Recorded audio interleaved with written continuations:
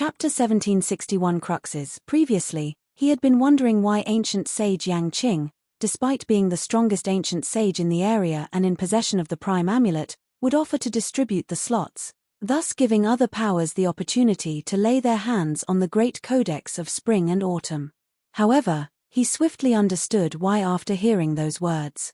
Even with the prime amulet in hand, it would be futile if the 100 schools of philosophers was unable to open the entrance to the prime hall. And the key to opening the prime hall were the cruxes of the 6 outer dimensions. As far as he knew, it seemed like he had obtained 4 of the cruxes all by himself. It seems like little amulet isn't completely useless after all. Zhong Xian widened his eyes in realization. Find authorized novels in Webnovel faster updates. Better experience, please click for visiting. He had been rather perplexed when he heard that his parents had been teleported right to the vicinity of the Prime Hall due to the celestial amulet of legacy in their possession. He had thought that little amulet was not working properly. There should not have been any reason for him to be teleported into the outer dimensions. However, when he looked back, there was indeed no mistake at all. He had to enter the outer dimensions in order to obtain the cruxes because they were crucial to opening the Prime Hall. Otherwise, even with the prime amulet, he would only have been able to stand helplessly outside the prime hall, unable to do a thing at all. The ancient sages are restricted from entering any of the 6 outer dimensions, so I can't verify where the cruxes are at the moment. However, the fact that the prime hall has surfaced shows that the cruxes of the 6 outer dimensions have been taken away. I have no doubt that the cruxes are among us now. As long as you are willing to take it out, you'll be able to exchange it for a slot for your own power, ancient sage Yang Qing announced. Due to the restrictions on ancient sages, he was unable to travel freely within the Temple of Confucius, so he could not be certain who was in possession of the cruxes. If ancient sage Yang Qing had been able to ascertain the whereabouts of the cruxes, he would have been able to approach the owners privately and strike deals with them. It was precisely because they could not ascertain the whereabouts that they had been left with no choice but to gather everyone in the square and propose an open distribution of the slots. Why don't I start first? Seeing that there was no movement from the crowd, ancient sage Yang Qing smiled lightly as he tapped his finger in front of him. A book materialized before him, and he flicked it lightly. Woo! The book immediately flew for the prime hall. It fitted perfectly in one of the apertures by the side of the entrance before emanating a light glow, seemingly indicating that it was a correct fit. Taking a closer look at the entrance, Zhong Xian realized that there were 3 apertures on both sides of the entrance. All in all, they corresponded to the cruxes of the 6 outer dimensions. That is the crux of the book ocean dimension, which corresponds to the Great Kuei Hall of Literature. Our 100 schools of philosophers managed to obtain it, so we are entitled to another slot. Ancient sage Yang Qing said. The 100 schools of philosophers had 5 slots due to their possession of the prime amulet, and they had just obtained an additional one. With this, they had taken nearly half of all 15 slots. In other words, no matter how the remaining slots were distributed, they would still be the greatest winner there, so there was no need for them to worry. After slotting the book into one of the 6 apertures, ancient sage Yang Qing turned to the crowd and said, "Those who have obtained any of the other cruxes, I'll have to ask you to please take them out. Don't worry. With the ancient sages from the 4 major powers standing here, no one will dare rob you of your slot and possession. If you feel that your cultivation is lacking and would like to relinquish your slot, you can trade it for other resources. As long as it's within our means to do so, the 100 schools of philosophers will fulfill your demand." Where are the remaining cruxes? If I'd known in advance, I would have tried my best to search for the cruxes. At the very least, I would have been able to obtain at least a single slot for my power. Who would have thought that the 6 outer dimensions would play such a crucial role? Intense discussions could be heard amid the crowd. The cultivators present were glancing at one another, hoping to know where the cruxes were and who had taken them away. Seeing that no one was stepping out from the crowd, an inconspicuous frown appeared on ancient sage Yang Qing's forehead, and he continued his persuasion. "Are you worried that we won't keep our promises? With so many ancient sages here, we can put our honor on the line to promise you that whatever artifact the crux is, we'll only use it to open the Prime Hall. Once the entrance to the Prime Hall opens, We'll return your possession to you. If only he had the cruxes in his possession, he would have activated the Prime Hall immediately. There would have been no need for him to waste his breath on this. At this moment, an eerie voice suddenly sounded from the otherworldly demonic tribe. I know where the cruxes of the forest dimension and desert dimension are. The person who had just spoken was none other than old geezer Yu. Ancient sage Yang Qing immediately shifted his gaze over and anxiously asked, "Where are they?" If even a single crux was missing, they would never be able to open the Prime Hall and enter its midst. In other words, the expedition would come to a standstill. It's in the hands of the lad who tamed the White Overlord's descendant. Old geezer Yu harumphed coldly. Him? Ancient sage Yang Qing and the other ancient sages swiftly turned to Zhongxian. This. Seeing that everyone's eyes were upon him, he could not help but scratch his head awkwardly. He was still in the midst of assessing the current situation when old geezer Yu suddenly rooted him out. My young friend, may I ask if the cruxes of the forest dimension and desert dimension are really in your hands? Ancient sage Yang Qing asked. Knowing that there was no way that he could hide it anymore, he honestly replied, I believe so. However, the cruxes of the two dimensions are living beings, so I'm a little skeptical as to whether they can fit into the apertures there. The crux of the forest dimension was the 5 monarchs, and the crux to the desert dimension was the tree root. Considering that both of them were living beings, how could they be stuffed into the aperture by the door? It doesn't matter whether they are living beings or not. As long as you take them out, they'll automatically fit into the aperture once they come into proximity with the Prime Hall, ancient sage Yang Qing replied. I see. Zhongxian nodded contemplatively.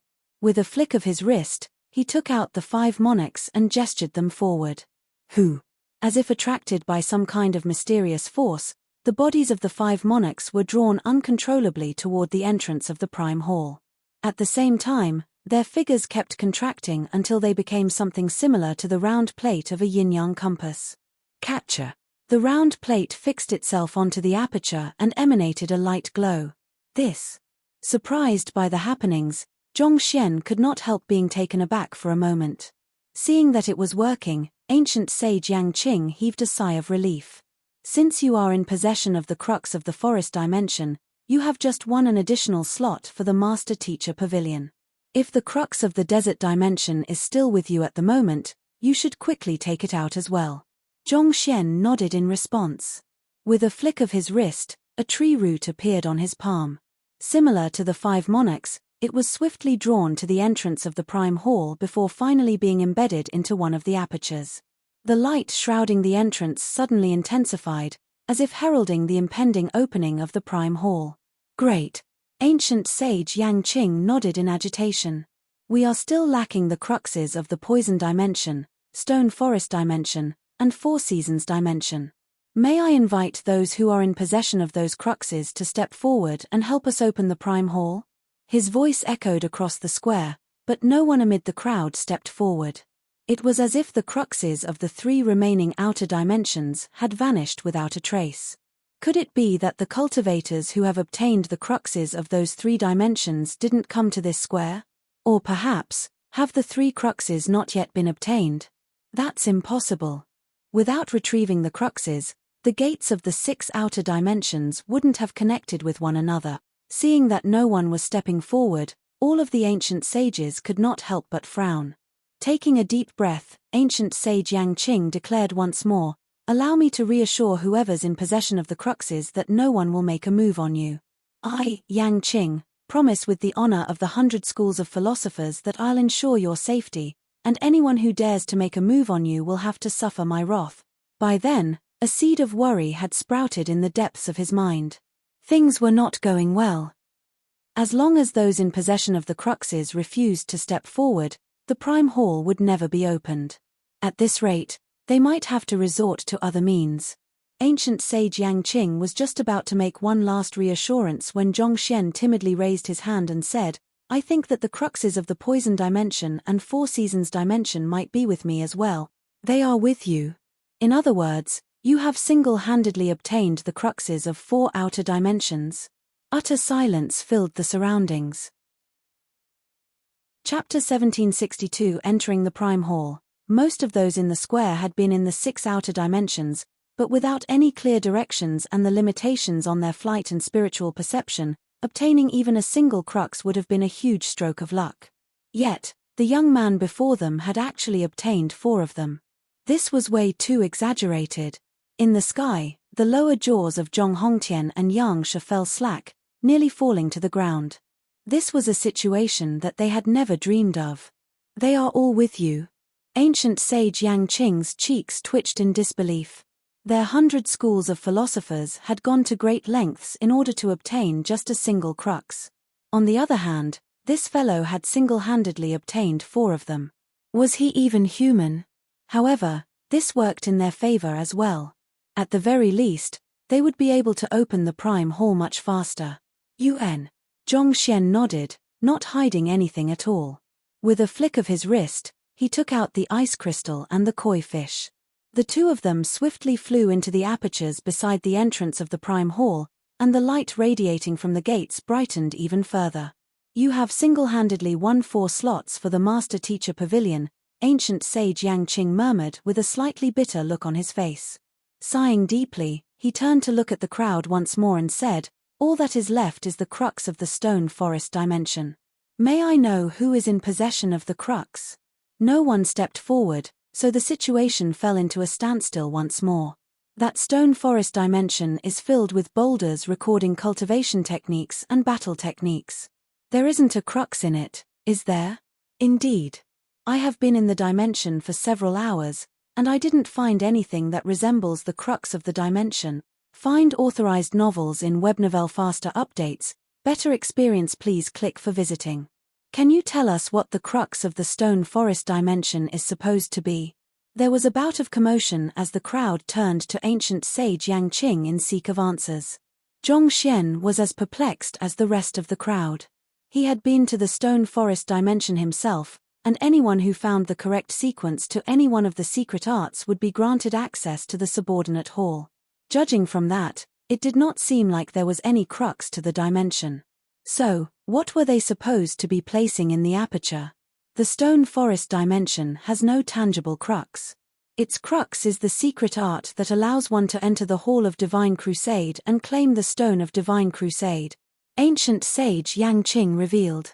He seemed to be rather knowledgeable about the affairs concerning the various outer dimensions and subordinate halls. The secret art is the very crux of the dimension?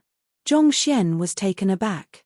He had been feeling a little embarrassed about taking the cruxes of 4 outer dimensions for himself, but all of a sudden, he realized that he had not obtained 4 but 5 cruxes.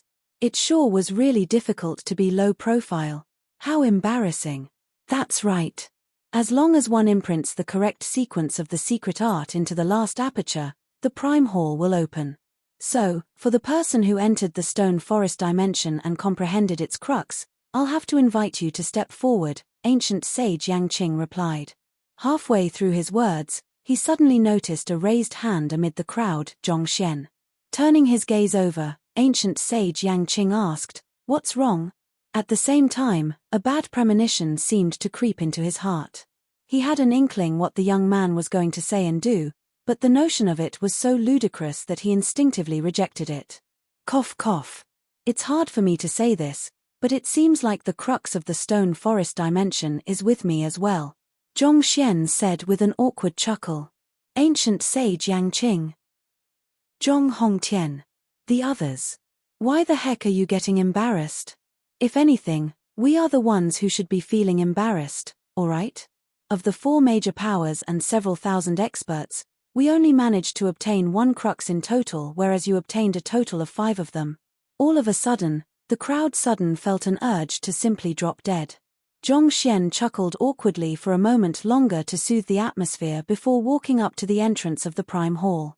With a tap of his finger, he imprinted the formula of the secret art into the aperture. Wang. Light burst forth from the entrance of the Prime Hall as the entire place began to shake non-stop. With a deafening creak, the massive gates began to open. Following which, a primordial aura drifted out from the interior of the Prime Hall, commanding an imposing, ancient air. Seeing that the Prime Hall had finally been opened, ancient sage Yang Qing suppressed the stifled sensation in his chest and swiftly took command of the situation. Since the slots have already been confirmed, I'd like to ask the 4 major powers to select their cultivators to enter the Prime Hall. The final distribution of the slots were 7 for the 100 schools of philosophers, 6 for the Master Teacher Pavilion and major powers of the Master Teacher Continent, 1 for the otherworldly demonic tribe, and 1 for the beast tribe. This was based on the rules that they had agreed on earlier, so the otherworldly demonic tribe and beast tribe had no way of refuting the distribution of slots. Besides, whether one was able to obtain the Great Codex of Spring and Autumn or not was based heavily on luck. Numbers might not necessarily be an advantage in the Prime Hall. It did not take long for the 100 schools of philosophers, otherworldly demonic tribe, and beast tribe to select the men to enter the Prime Hall. On top of the restriction that prevented any ancient sages from entering the premises, the Prime Hall appeared to also have an age limit of 50 years old. Anyone beyond 50 would be barred by the invisible seal around the Prime Hall.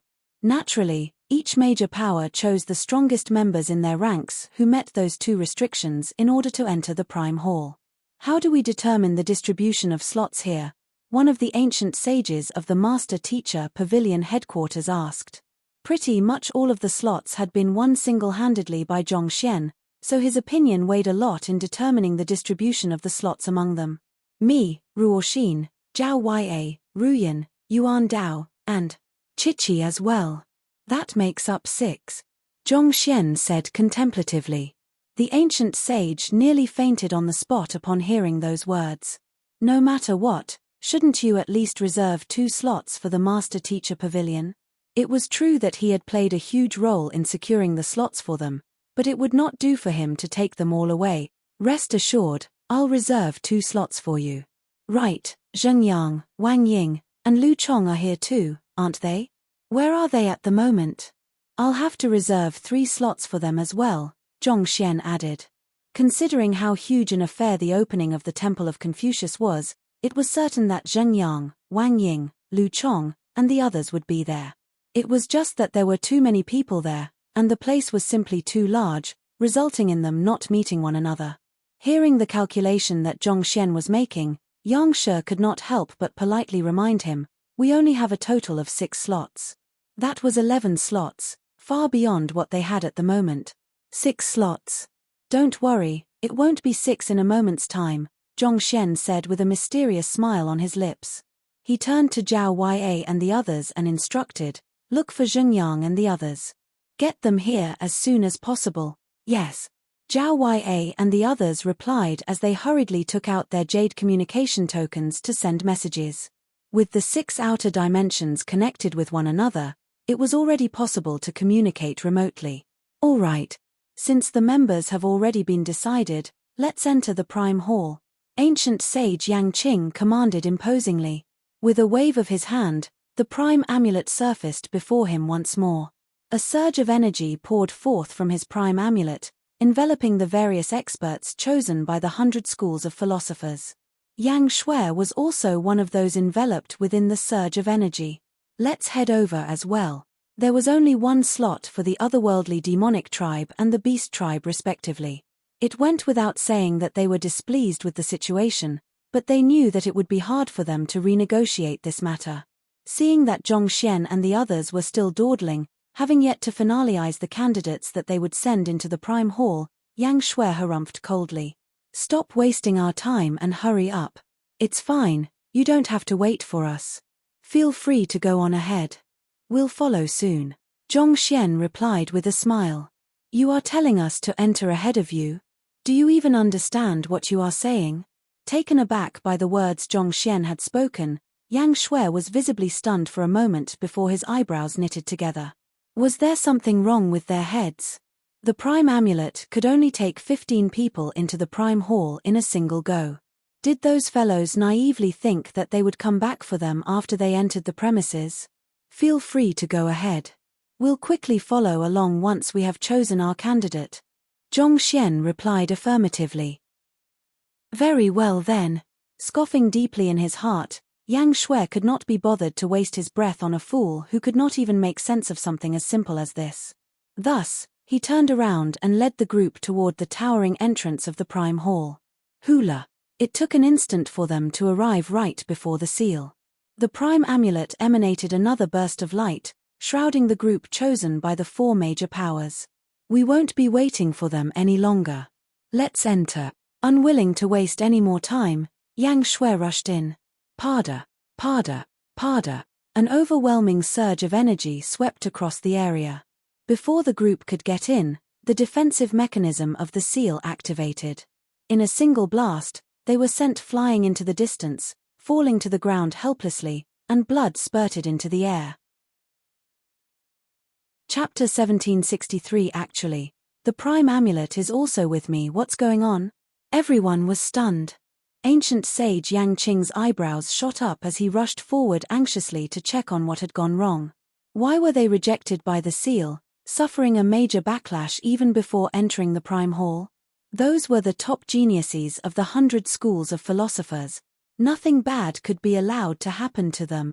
The Prime Hall had already opened, and they had the Prime Amulet in hand.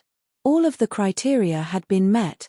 While he was completely baffled by the situation, Ancient Sage Yang Qing flicked his finger and sent several pills into the mouths of the injured youths. It was only after consuming those pills that those from the 100 schools of philosophers finally felt themselves recovering a little. The fact that the seal in front of the Temple of Confucius was able to fend off an ancient sage was enough to show how powerful it was. If not for Kong Shi's benevolence, they could have died. Even ancient sages were no exception to the rule. Of course, if the seal did not boast such prowess, the ancient sages could simply have banded together to forcefully destroy the seal. They would not have had to waste their breath.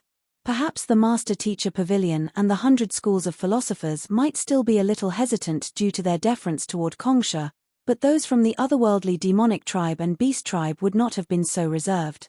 Looking at the recovering crowd, Ancient Sage Yang Qing turned to Yang Shui and asked with a deep frown, why did they suffer a backlash from the seal? As one of the people in question, he thought that Yang Shui should know what was going on. Old ancestor. Yang Shui hesitated for a moment before saying, it seems like the Prime Amulet is insufficient for us to pass through the seal. Previously, he had been able to enter the Apricot Pavilion by utilizing Yuan Dao's bloodline. At the very least, he had been able to pass through the seal without suffering any backlash. However, when he tried to enter the Prime Hall, he had vaguely gotten the feeling that the Prime Amulet was nothing more than a flimsy piece of paper, providing no protection from the seal at all. It's insufficient for us to pass through the seal? Ancient Sage Yang Qing frowned. With a clasp of his fist, the Prime Amulet swiftly flew between his fingertips. He pinched the Prime Amulet in his grasp lightly. Voila! Under the influx of his energy, the seemingly powerful amulet dissipated into countless sparks. As if a piece of paper thrown into flames, it disintegrated into countless pieces before vanishing completely from sight. The Prime Amulet is a fake. Ancient Sage Yang Qing's eyebrows shot up in horror. By that point, it was apparent to anyone present that the Prime Amulet in their grasp was a fake. Otherwise, how could a treasure specially forged by Kong Shi possibly be reduced to dust so easily with just a light pinch? After all of the commotion that he had stirred up, who could have thought that the Prime Amulet in his possession would actually be a fake? At that instant, he felt as if someone had bestowed him with several crisp slaps, leaving him with a burning sensation on his cheeks. To think that the 100 schools of philosophers would actually make such a huge mistake. Everyone fell completely silent. Unable to suppress his rage anymore, Ancient Sage Yang Qing spat at Yang Shui with a hint of coldness in his voice. Are you sure that you acquired this amulet from the Master-Teacher Continent's White Creek Mountain? If the Prime Amulet was truly acquired from the ancient domain left behind by Ancient Sage Ran Qiu, there should have been no way that it was false. There's no doubt about it. I definitely acquired it from there. Yang Shui nodded as he explained himself agitatedly. All of a sudden, he froze for a moment before exclaiming, wait a moment. Back then, Zhongxian competed with us over the Prime Amulet. It was out of fear that he would snatch the Prime Amulet from us that we left in a hurry. He competed with you over the Prime Amulet? Ancient Sage Yang Qing turned to look at Zhongxian. The young man had already shocked everyone present by taking out 5 cruxes required to unlock the Prime Hall. Could it be that he had, by any chance, acquired the prime amulet as well? It was through the records of their predecessors that they had found out that the prime amulet was located in the White Creek Mountain, so there was no way that there was any mistake with the information. Since they had acquired the fake one, could the real one be in the hands of the young man? It would really be damned if that was the case. Taking a deep breath, ancient sage Yang Qing turned to Zhongxian and asked, "Zhongshe, do you know what's going on?" "This. Yang Shui is right. Back then, we were all on the White Creek Mountain, and brother Yang Shui took the fake prime amulet and fled away right after. I tried to stop him to warn him, but it was to no avail. As a result, I had no choice but to take the real prime amulet away with me." Zhongxian sighed with a look of pity. He would eventually have to enter the prime hall, so there was no point denying it. Pu. Hearing those words, Yang Shui nearly choked on his rage. The injuries he had sustained immediately flared up, and blood spurted from his mouth. "Are you really saying that I fled after taking the fake amulet? You were even more determined to grab the prime amulet than me back then, alright? If not for the fact that I fled fast enough, you might have ended up snatching the fake amulet from my hand. So, why are you making it sound like I was acting like a retard? To say such words after grabbing the real amulet, is it really fine for you to be so despicable as a master teacher? Are you saying that the real amulet is in your hands?" Ancient sage Yang Qing asked with a deeply stifled sensation in his chest. "Indeed, it's with me." Zhongxian nodded. Going by the previous rules, the one who possesses the prime amulet is able to claim a third of the total slots, 5 of them.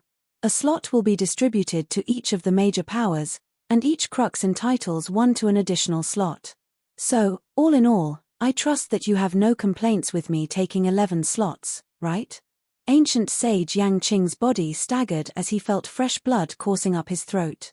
He had set such terms because he had thought that he would be able to grab at least half of the slots for the 100 schools of philosophers. Yet, they were telling him that the prime amulet was a fake. This turnaround meant that they only had 2 slots in total. All of a sudden, he felt that all of his arguing previously had benefited a stranger. Find authorized novels in Webnovel faster updates, better experience please click for visiting. The intense feeling of indignation made him feel as if his heart was going to explode on the spot. Moreover, the fact that the young man knew that the prime amulet in their hands was a fake all along but chose not to point it out, he had obviously intended to watch them make a fool of themselves. Then again, even if the young man had said it earlier, he might not have believed it. After all, the fake prime amulet had been forged so exquisitely that despite having examined it closely with his eyes and spiritual perception, he had been unable to find any flaws with it at all. Only when attempting to challenge the might of the prime amulet would one realize that it was completely fragile. Even though ancient sage Yang Qing felt as if he had been made to look a fool, he still nodded in agreement.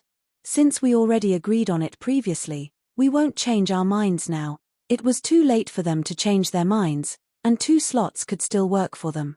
In terms of understanding the Great Codex of Spring and Autumn, there was no one on the Master-Teacher continent, be it humans, otherworldly demons, or beasts, who came close to competing with the 100 schools of philosophers.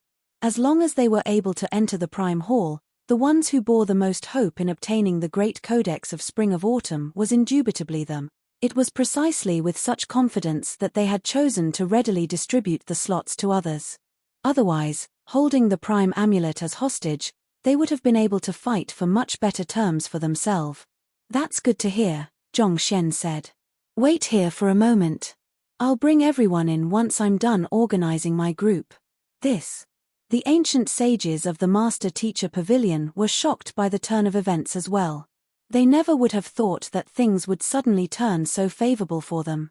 They could not help but direct curious gazes toward the young man who had made all of that happen. It was one thing for that young master teacher to single-handedly obtain the cruxes of 5 outer dimensions, but to think that he would actually be resourceful enough to acquire even the prime amulet itself, thus outdoing even the 100 schools of philosophers. When did such an incredible figure appear in the Master-Teacher Pavilion? "We have to proceed carefully," Yangsha advised Zhongxian worriedly. "The others might attempt to pull something off after seeing that the situation is so skewed in our favor. As descendants of the 100 schools of philosophers, It was unlikely that ancient sage Yang Qing and the others would go against their principles within the sacred temple of Confucius. However, nothing was certain given that the great codex of spring and autumn was at stake. Not to mention, the otherworldly demonic tribe and beast tribe were waiting patiently for a chance to strike. There was no doubt that they would attempt to pull something off if a window of opportunity surfaced. Knowing what Yang Shi was worried about, Zhong Hongtian harumphed coldly. They won't make a move for the time being. Only those beneath the sempiternal realm are able to enter the prime hall and subordinate halls. No matter who acquires the great codex of spring and autumn, he won't have the strength to assimilate it. They will have no choice but to bring the great codex of spring of autumn out. Once the artifact is brought out of the prime hall, that will be when the true fight starts. As important as the slots seem to be, all it does is lend credibility to one's possession of it. In the end, it still boils down to the prowess of the ancient sages to determine the final allocation of the great codex of spring and autumn. Chapter 1764 Auctioning Slots. That's true. The other ancient sages of the master-teacher pavilion fell silent. What Zhong Hongtian had said was the simple truth. Rules and promises might still carry their weight in small skirmishes, but when the great codex of spring and autumn was at stake, who would care about such intangible things? It went without saying that the otherworldly demonic tribe and beast tribe had not given up on the codex. The reason that they had not complained despite only being allocated a single slot was because there was no need for them to do so. As long as one of their personnel got in, they would have an eye within the prime hall. With that, they would be able to uncover who had successfully obtained the great codex of spring and autumn and attempt to snatch it once that person left the premises. Once the ancient sages got involved, all of the sempiternal realm candidates would be rendered utterly powerless. As such, everything eventually boiled down to the prowess of their ancient sages. Forget it, let's just settle it when the time comes. For now, let's distribute the slot. In order to avoid panic, the ancient sages of the master-teacher pavilion had communicated through telepathic shunchi. Since these slots were earned through Zhongxian's hard work, I think that we should respect his decision no matter what he decides on. UN. The crowd nodded in agreement. As ancient sages, given that they had contributed nothing toward acquiring those slots, they felt too embarrassed to impose any demands on Zhongxian. Zhao Yue walked over to Zhongxian and informed him telepathically, "Teacher, I am unable to contact Zhengyang and the others. However, based on the accounts of those who have met them, it seems like they have encountered their own fortuitous encounters. They are currently in those minor dimensions and are unable to leave at the moment, so I don't think they'll be able to make it here anytime soon." She had tried to contact Zhengyang and the others, but there had been no response. So, she had tapped into her information network as the court chief of the Glacier Plain Court, and fortunately, she had managed to uncover some intelligence regarding them. After all, those juniors of hers were no longer nobodies whom one could simply overlook. They had already become renowned powerhouses of the master-teacher continent. They won't be able to make it here anytime soon. Zhongxian repeated with a frown. Waving his hand lightly, he said, "Forget it. I'll ensure that they don't miss out on anything even if they don't enter the prime hall, so it doesn't matter whether they enter the premises or not." It went without saying that Zhongxian would distribute whatever he obtained from the prime hall among his students, regardless of whether they were with him at the time or not. This was similar to how he had given one of the body fruits to Yuan Dao even though he did not enter the Hall of Lull. As long as he was around, he would make sure that his students got a share of everything good within the prime hall. "Teacher, I don't think that I'll be able to enter either. My body has already reached the level of an ancient sage, and I can feel a powerful repulsion from the seal of the prime hall. Even with the prime amulet, it doesn't seem likely that I'll be able to bypass the seal," said Yuan Dao, walking over. "I see." Zhongxian nodded contemplatively. Even though Yuan Dao had not successfully achieved a breakthrough to ancient sage, there was no doubt that his physical body had reached a level comparable to ancient sages. At the very minimum, he could already be considered as a half-ancient sage. Due to this, it was little surprise that he was being repelled by Kong Shi's seal. "So, there's only me, Ruo Xin, Zhao Yue, Ruyan, and Chichi at the moment. Adding up the other 2 from the Master-Teacher Pavilion, there will only be 7 of us. Zhongxian quickly calculated in his heart. That means that we still have 4 additional slots. Zhongxian took a look at the crowd among the Master-Teacher Pavilion, and he swiftly shook his head. It was not that he looked down on those geniuses, but it was likely that they would not be able to do much even if he gave those slots to them. In the end, the slots would only go to waste. How is it? Have you chosen your personnel yet? Seeing that Zhongxian was still deep in thought after such a long time, ancient sage Yang Qing urged him with a slight hint of impatience in his tone. I have already chosen the people whom I want to bring with me. However, I think there's no particular reason for us to use so many slots, so I have decided that I'll auction the 4 of the slots that we have. Feel free to bid for them, and the slot will go to the one who bids the highest. How does that sound? Zhongxian announced as he shot a sweeping gaze at the other 3 major powers. He's intending to auction the slots. Is that fellow off his rockers? Everyone is trying to claim those slots for themselves, but he's actually intending to sell them off just like that. Is this for real? We might be able to get a chance to enter the Prime Hall. A huge commotion broke out amid the crowd. The announcement that they had just heard was simply too flabbergasting. Not only were the ancient sages of the other 3 powers stunned, even the ancient sages of the Master-Teacher Pavilion also felt a little lightheaded from the abrupt declaration. It had not been to claim so many slots, and this was an extremely advantageous situation for them. Yet, that young man was actually thinking of auctioning them off. Was it really good for him to do this? This is a little. One of the ancient sages could not take it any longer, so he opened his mouth in hopes of dissuading Zhongxian from his reckless move. There's no doubt that my senior has his own reasons for making such a decision. Yang Shi swiftly spoke up in Zhongxian's defense. Let's just believe in him. That's also what we decided on just a moment ago, isn't it? Senior.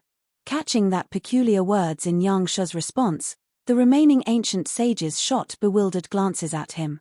They had met Yang Xian shortly after their awakening, and there was no doubt that the other party was the most talented master teacher in recent millennia. The fact that he had advanced to ancient sage shortly after entering the Temple of Confucius spoke volumes about his potential. Yet, he was actually addressing an aureate body realm lad as his senior. Indeed, Yang Xian said with a nod. He swiftly erected a barrier around him with his will in order to keep away any eavesdroppers before sending a telepathic message to the other ancient sages. To be honest with you, his identity is a little unique. Even as an ancient sage, I'm deeply honored to be given the privilege of addressing him as my senior. Pardon me as I say this, but it isn't convenient for me to reveal his identity to you at the moment. However, rest assured that I'll fill you in on the details once we return after dealing with everything here. His identity is a little unique. The ancient sages looked at one another with intrigued gazes.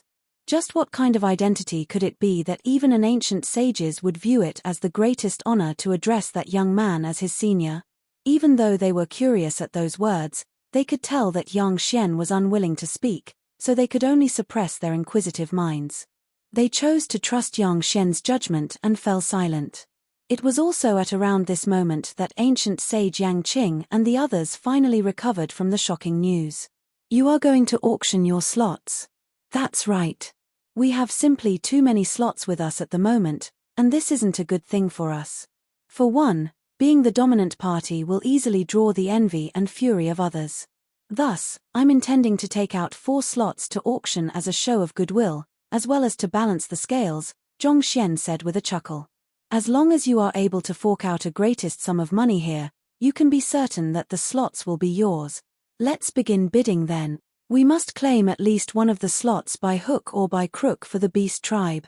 Hearing that it was possible to obtain the slots through an auction, the ancient sages of the 3 powers glanced at one another before nodding. Even though the final allocation of the Great Codex of Spring and Autumn mainly depended on the ancient sages, it would be advantageous to them if more of their descendants could enter the Prime Hall.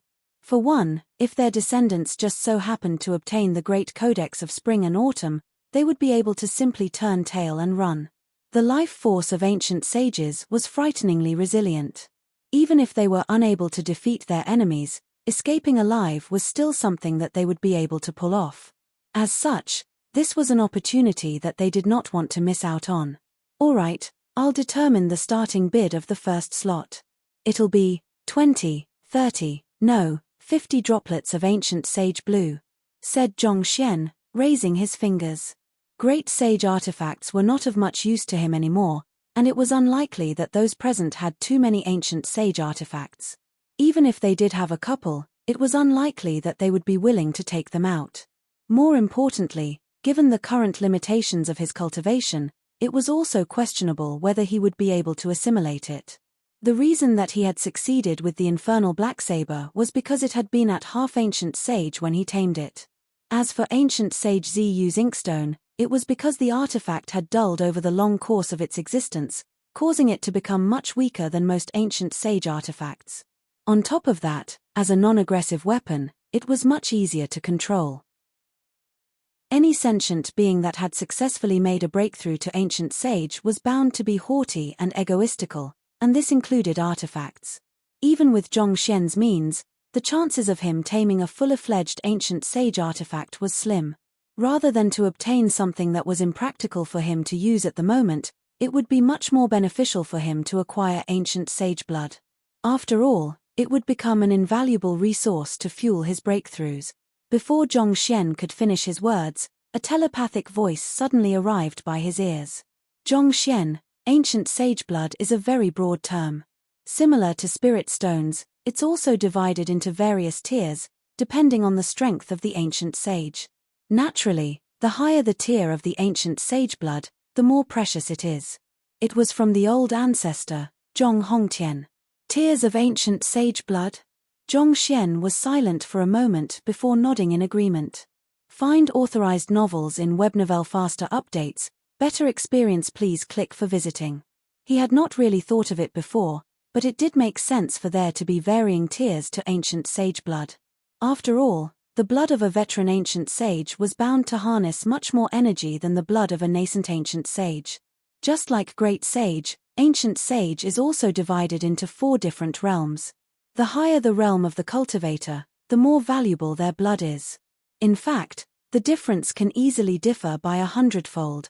You have to ascertain the quality of the ancient sage blood, or else you could make a huge loss, Zhong Hongtian advised. I see.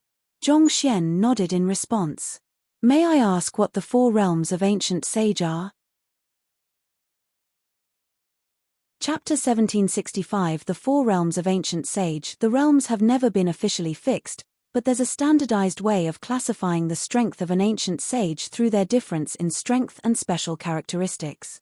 I think you should be able to use it as a reference, Zhong Hongtian said. After achieving a breakthrough to ancient sage, a cultivator will be able to pass down the unique traits of their bloodline to their descendants, similar to our Zhong clan. The reason that our clan members wield the power of the time quintessence is because we had an ancestor who had once reached such a realm. As such, the term used for the first realm is bloodline continuance. This serves as an indicative sign as to whether one has achieved a breakthrough to ancient sage yet or not. Bloodline continuance. Zhongxian repeated the term as he nodded in response. That did make sense. Most likely, Yuan Dao, the infernal black saber, and Vicious were at this realm. The otherworldly demon ancient sage that he had crushed with the Book of Heaven's path back at the Seer Guild was likely at this realm as well. They formed the bottommost layer of the ancient sages. The second realm is the highest level that the 72 sages, with the exception of the 10 apostles, reached in their lifetime. As such, it eventually came to be known as the Great Philosopher Realm, Zhong Hongtian explained. Great Philosophers? That's the name of a realm as well? Zhongxian was stunned. It's just a term that we use, so there's no need to be too fixated on the name, Zhong Hongtian remarked. As for the third realm, it's known as blood reincarnation. As long as those who have reached this realm haven't come to the end of their lifespan yet, even if one severs their head and minces their body, they will still be able to come back to life with a single droplet of blood.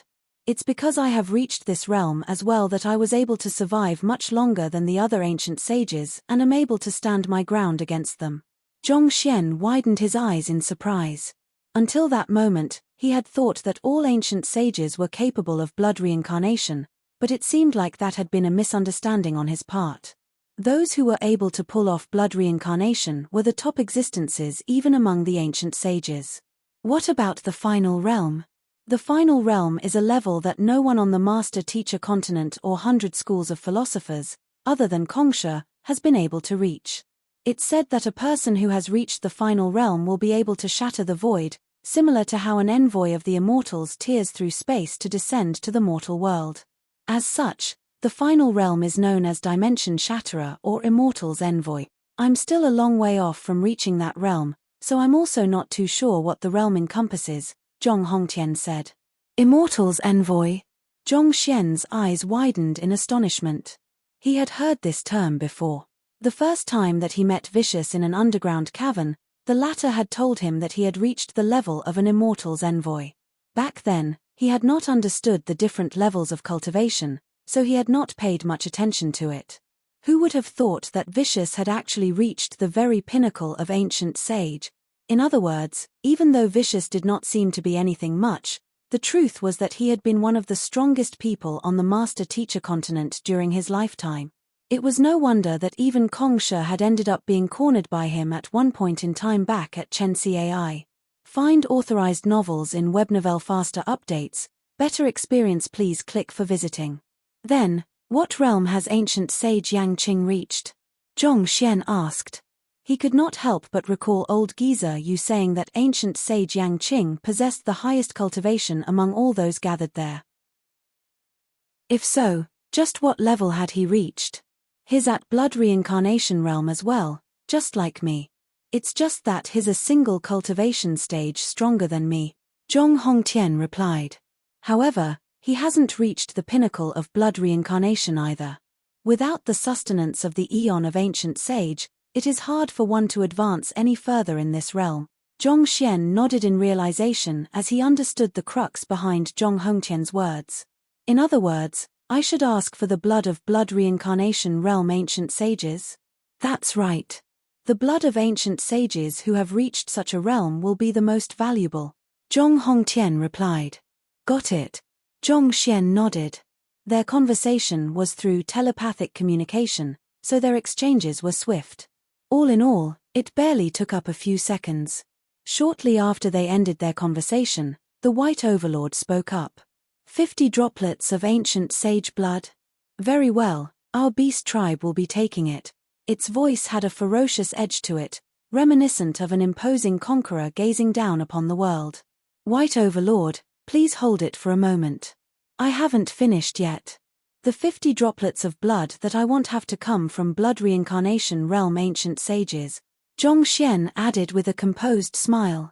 You want 50 droplets of blood from blood reincarnation realm ancient sages? You greedy little swine. Hearing those words, the White Overlord nearly exploded from rage. A heavy silence also swiftly settled upon the crowd. Ordinarily speaking, 50 droplets of ordinary ancient sage blood could be considered an astronomical sum. Yet, that fellow actually wanted all 50 droplets to be from blood reincarnation realm ancient sages. You're dreaming. Who would be so foolish to fork out such a ridiculous price? Even for an entrance slot into the Prime Hall, this isn't worth it at all. The quiet mutterings of the ancient sages could vaguely be heard.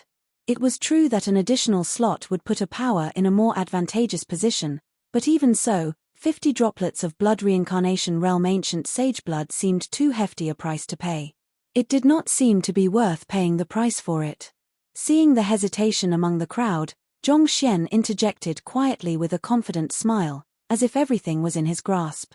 I'll leave it to you to ponder over whether it's worth the price or not. The Great Codex of Spring and Autumn is the greatest artifact that Kongsha left behind. If you obtain it, what will blood reincarnation realm ancient sages count for? This opportunity will only come once. If you miss it, it will be gone for good. Of course, if none of you want the slots, that's perfectly fine with me. I am only proposing this auction as a show of goodwill to the other 3 major powers. If none of you are interested in it, I will just arrange more personnel on my side. Since he had already set the price of the auction, he would have to make sure to stand his ground. Otherwise, once he started lowering the price, the others would push him to go further. The crowd fell silent after hearing Zhong Xian's words. It was true that the blood droplets of Blood Reincarnation Realm ancient sages were invaluable, but the value of the Great Codex of Spring and Autumn was immeasurable. Whether the price was worth an additional sliver of hope or not, that was a decision that they would have to make. Breaking the contemplative silence, ancient sage Yang Qing said, "Our 100 schools of philosophers will be buying the first slot." His buying the slot. The crowd quickly turned their shocked gazes over. On the other hand, ancient sage Yang Qing flicked a jade bottle toward Zhong Xian without any hesitation. Catching the jade bottle, Zhong Xian pried open the lid, and a gush of energy immediately flowed out from within. All in all, there were 50 droplets of ancient sage blood. He shot a glance at Zhong Hongtian and saw a slight nod from the latter. That was verification that the blood droplets were indeed from Blood Reincarnation Realm ancient sages. Smiling in delight, he stowed the jade bottle into his storage ring before turning to address the crowd. "All right, the first slot goes to the 100 schools of philosophers. Moving on, the second slot costs 60 droplets of Blood Reincarnation Realm ancient sage blood." 60 droplets? Why did the price suddenly increase so steeply? Wasn't it 50 droplets a moment ago? It's the exact same slot, so how could he increase the price just like that? As if water poured upon burning oil, a huge uproar broke out amid the crowd. They had thought that the second slot would be the same price, which was also why they had taken their time to make their decision. Who could have known that the fellow would hike up the price by 20% in a heartbeat? You can choose not to buy it, I'm not forcing you into anything. However, I would just like to say that our master teacher continent has 7 slots at the moment and the 100 schools of philosophers have 3. In contrast, both the beast tribe and otherworldly demonic tribe only have 1 slot each, Zhong Xian said with a confident smile. Ultimately, it's just a question of how much you want the Great Codex of Spring and Autumn. Besides, the 2 remaining slots will be even more expensive. The more limited a commodity is, the pricier it'll be, don't you agree? 60 droplets. So be it then, I'll be taking it. The White Overlord spat through tightly clenched teeth. No one could have known that the prodigy who had managed to obtain the Prime Amulet and 5 cruxes would actually be a crooked businessman. This was exactly the type of person whom no one would ever want to deal with. Before the White Overlord could finish his words, old geezer you had interjected. "If it's 60 droplets, we want it as well." Chapter 1766 Entering the Prime Hall. "Old geezer you, are you intending to fight with me over the slots?" Enraged by old geezer you's actions, the White Overlord's hair stood on end, as if preparing to pounce on the other party. 60 droplets of Blood Reincarnation Realm ancient sage blood far exceeded the price it was willing to pay. It was with great difficulty that it had chosen to pay this price, and yet, someone actually wanted to fight with it over the slot. Intolerable. Find authorized novels in Webnovel faster updates. Better experience please click for visiting. Like the young man has said, it's an auction. It's a fair competition, isn't it? Old geezer you scoffed coldly. If you are willing to fork out a higher price, go on then. In any case, I'll just have you know that I'll be taking down this slot. There are still 2 more slots remaining, aren't there? Why don't you go for those 2 instead? The White Overlord roared in fury. Do you take me for a fool? While we of the Spirit Tribe have plenty of experts in our ranks, we aren't fools who will allow ourselves to be taken advantage of. Old geezer you harumphed coldly. Besides, Zhongshe has already said that the highest bidder will be able to obtain the slot. Since you have bid 60, I'll bid 65 then. You. The White Overlord's body trembled in rage, but there was nothing that it could do. Since it was an auction, it went without saying that the artifact would go to the highest bidder. It couldn't possibly be so domineering as to stop others from even bidding. I'll offer 66 droplets then. The White Overlord spat coldly. 67 droplets. 68 droplets. The White Overlord really wanted to tear the other party apart. 70 droplets. Old geezer you continued raising the bid nonchalantly. You. Very well. I'll bid 75 droplets.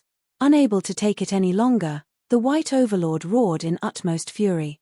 Old geezer you, try pushing your luck any further, and I swear I'll get you right here and right now. Heh, is that so? All right then. Since you have already put it out like this, I'll let you for this one then. Seeing that he had successfully raised the price to 75 droplets, old geezer you chuckled softly before falling silent. He could already tell that the White Overlord was already at the limits of its patience. If he continued provoking the latter any further, the latter might really make a move on him. Of course, given his strength, he did not fear the White Overlord. However, the destructive prowess of a berserk beast was not to be underestimated. Furthermore, the experts of the Master-Teacher Pavilion and 100 schools of philosophers were also in the vicinity, so it went without saying that it would be a terrible idea to come to blows with the beast tribe. Here. Seeing that old geezer you was not competing with him any further, the White Overlord harumphed coldly before tossing a jade bottle over to Zhongxian. There were exactly 75 droplets of ancient blood within the bottle, and they were all from blood reincarnation realm ancient sages. Due to the larger physique of those in the beast tribe, they were able to offer up more of their blood than the smaller human and otherworldly demon cultivators. However, as their breakthroughs were highly reliant on their bloodline and talents, it was much harder for them to advance their cultivation. As a result, the number of blood reincarnation realm ancient sages that they had was significantly lower than that of the humans and the otherworldly demons. It had been difficult for them to save up those 75 droplets of blood, and giving them away like that pained them greatly. Alright, the second slot goes to the beast tribe. As for the third slot, the starting bid will be 100 droplets of ancient sage blood. Zhongxian announced with a smile. 100 droplets. Old geezer Yu's face stiffened upon hearing the price. Blood rushed up into his head as he cussed at the young man furiously. Why don't you go screw yourself instead? Just a moment earlier, the price had only been 60 droplets, but all of a sudden, it was nearly doubled. You are doing it intentionally, aren't you? He had thought that the third slot would only cost 70 droplets of ancient sage blood at the very most, which was also why he had chosen not to compete with the White Overlord over it. Yet, who could have known that this fellow would actually be so immoral? The 100 schools of philosophers have 3 slots at the moment, and the beast tribe has 2. You are the only one with only 1 slot. Do you want the slot or not? I don't mind keeping it for myself. Zhongxian replied coolly. Also, I can give you a heads up that I am indeed screwing with you, but what are you going to do about that? Take it or leave it.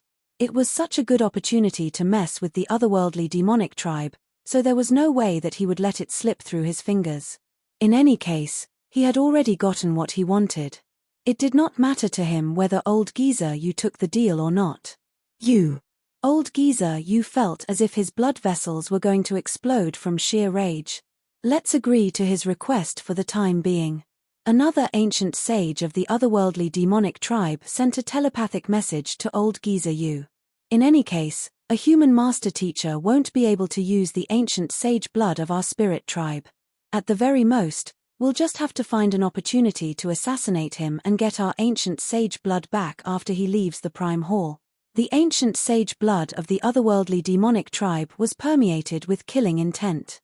It would be difficult for even sempiternal realm cultivators to come close, let alone assimilate it into their bodies.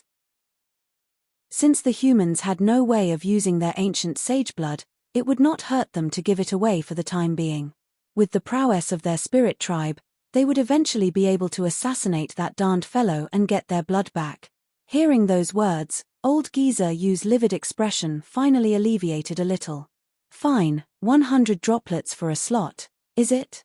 I'll give you 200 droplets for the 3rd slot and 4th slot. You want to buy the 3rd and 4th slot? That's right. Given the price you have set, you need not dream about others buying any more slots. Since that's the case, you might as well sell them to me for the same price. Old geezer you said. Since they would eventually get the ancient sage blood back, it did not matter how many droplets he gave the young man. Zhongxian pondered for a brief moment before nodding in agreement. Sure.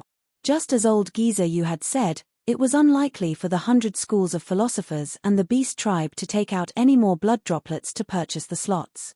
Since that was the case, he might as well sell the last 2 slots to the otherworldly demonic tribe.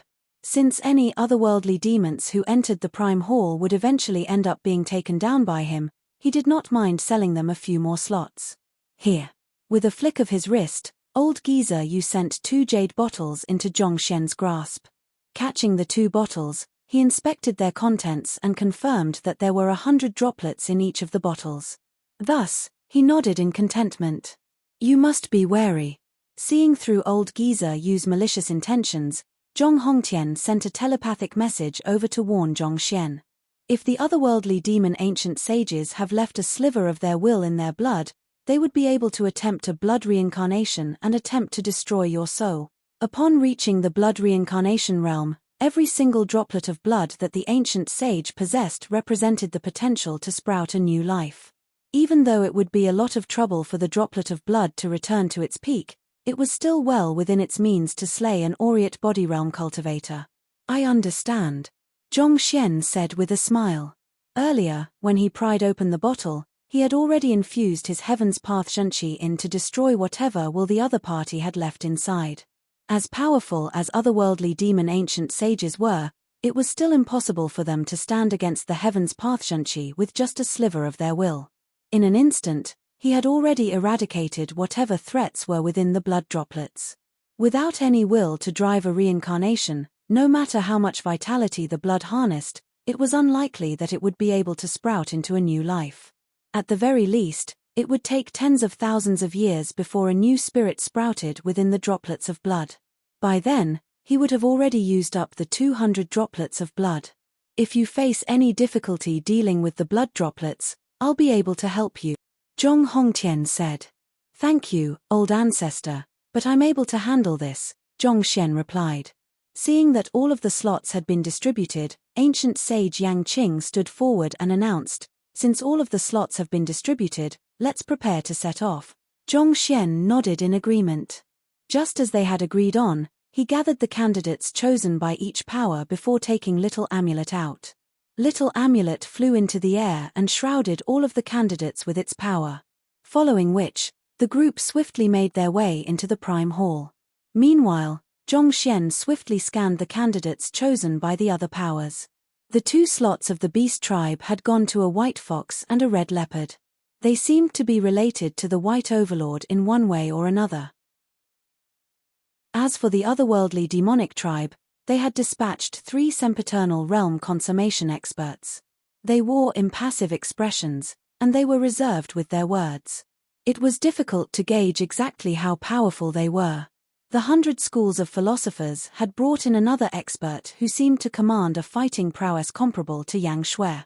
All in all, except for Zhongxian, all of the candidates who had been chosen to enter the Prime Hall were at sempiternal realm consummation.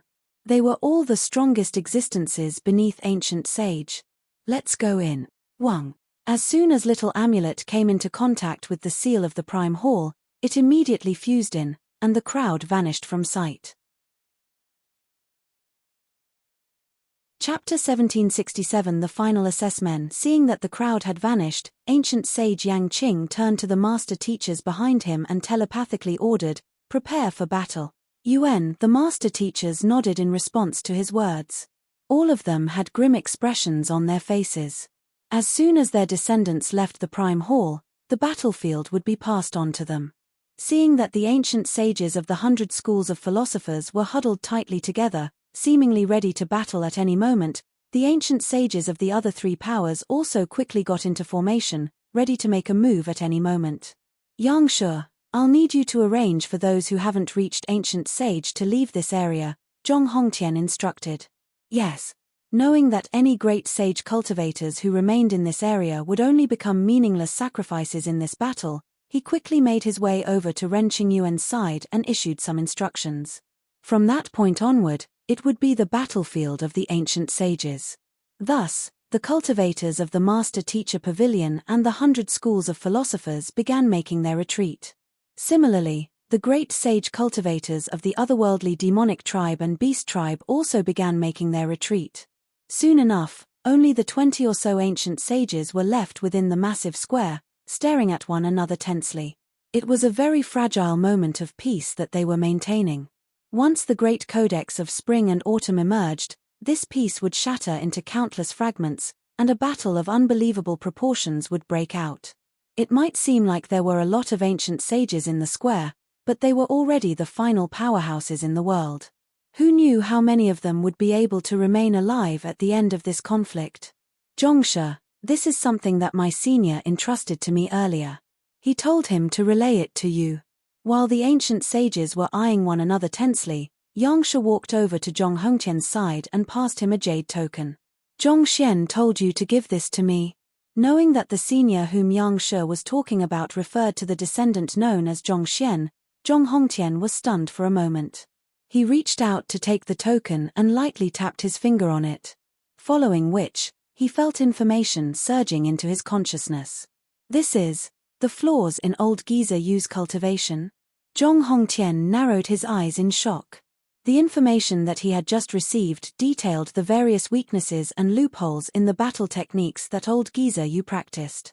All in all, there were over 30 of them. As long as he exploited even a single one of them properly, he would be able to slay old Giza Yu once and for all. How did he manage to gather such crucial information? Zhong Hongtian's first thought was that the information was nonsensical. After all, if it was that easy to uncover the flaws in an ancient sage's battle techniques, they would not have been such difficult opponents to deal with. However, as he simulated those flaws in his mind based on his 100 or so clashes with old Giza Yu in the past, he swiftly realized that they were indeed true. There was no stronger weapon that he could hope for to deal with old Giza Yu other than this. It was a well-known fact that it was nigh impossible to slay a Blood Reincarnation Realm Ancient Sage unless another Blood Reincarnation Realm Ancient Sage laid out an all-encompassing trap to corner them. Of course, that was easier said than done. However, with so many flaws, he was confident that he would be able to corner and kill old Giza Yu. From that, it could be seen just how valuable the information was.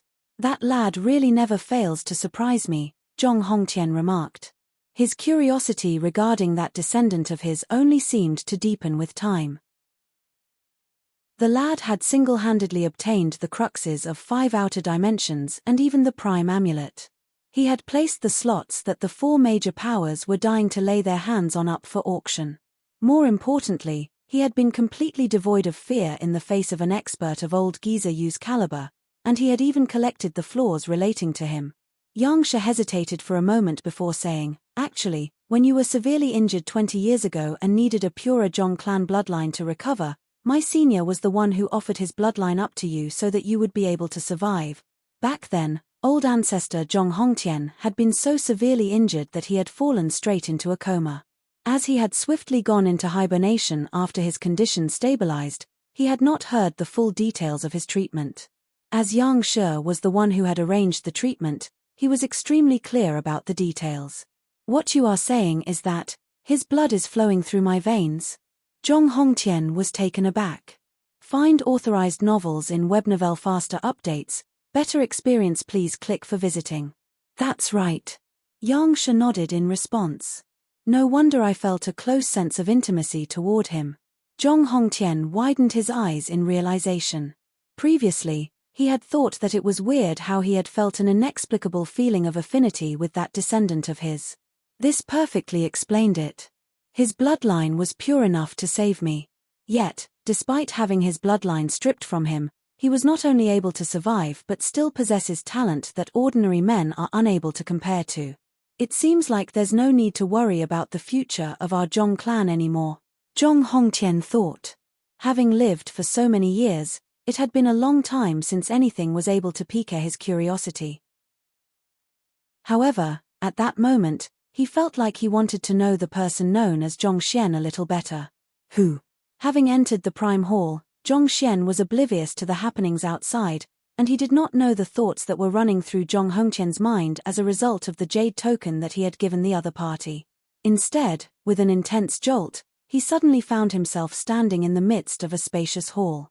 This hall was obviously much grander than the other subordinate halls, and the spiritual energy that suffused the area was much more concentrated.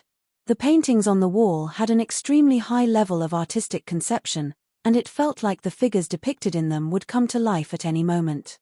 These paintings are still at a lower level than the canvas of 4 seasons. It doesn't seem like there's any eon of ancient sage in there. Zhongxian shook his head in disappointment.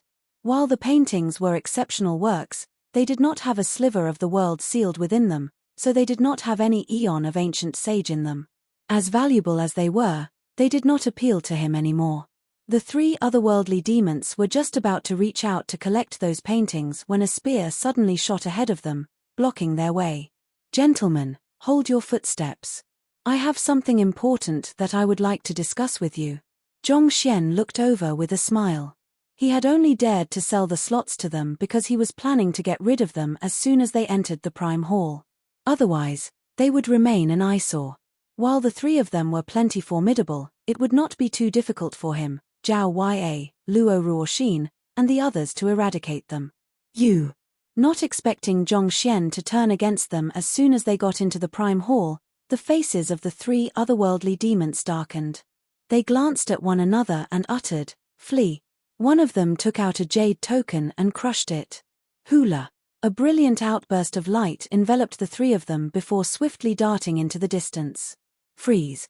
Seeing that the otherworldly demons were planning to escape, he raised his finger and sealed the space all around him. "Catcher." However, the burst of light tore apart the frozen space with ease. In an instant, the 3 otherworldly demons had already vanished from sight. "It's an artifact left behind by the ancient sages." Zhongxian narrowed his eyes. It seemed like old geezer Yu knew that he would make a move on the otherworldly demons, so he bestowed upon them a powerful life preservation artifact so that they would be able to protect themselves. If he had brought out the infernal black saber, he might have been able to slay them easily. However, even though he had managed to bring the infernal black saber into the Prime Hall, he was worried that he might trigger the restriction if he attempted to use it in the premises. As such, he was intending to keep it as a trump card for the most desperate of moments. Forget it. There's no need to rush into getting rid of them now. With everyone on their guard, it would not be as easy for Zhongxian to eradicate them. However, he did not think that this would pose much of a problem. With the little amulet in hand, there was no way that the others would have a chance of obtaining the Great Codex of Spring and Autumn. While harboring such thoughts, Zhongxian turned to Yang Shui and said, "Since they have escaped, do you want to have a talk with me instead?" "Who?" Before he could finish his words, the same burst of light erupted around Yang Shui and the others, and they vanished from the spot. Zhongxian was silent for a second before he turned his gaze to the 2 remaining beasts. Before his eyes could even meet those of the 2 remaining beasts, they had already growled in a fluster. "Don't look at us. We'll leave, all right?" Hula. Similarly, the 2 beasts disappeared from the spot. Zhongxian. The remaining crowd. Chapter 1768 Kong Shi's last trial. Forget it. Zhongxian was rendered speechless by their reactions. He did not think that those fellows would flee so quickly as if he was some kind of frightening monster. It was true that he had intended to get rid of the otherworldly demons. It could possibly spell the end of mankind if they, by any chance, managed to acquire the Great Codex of Spring and Autumn.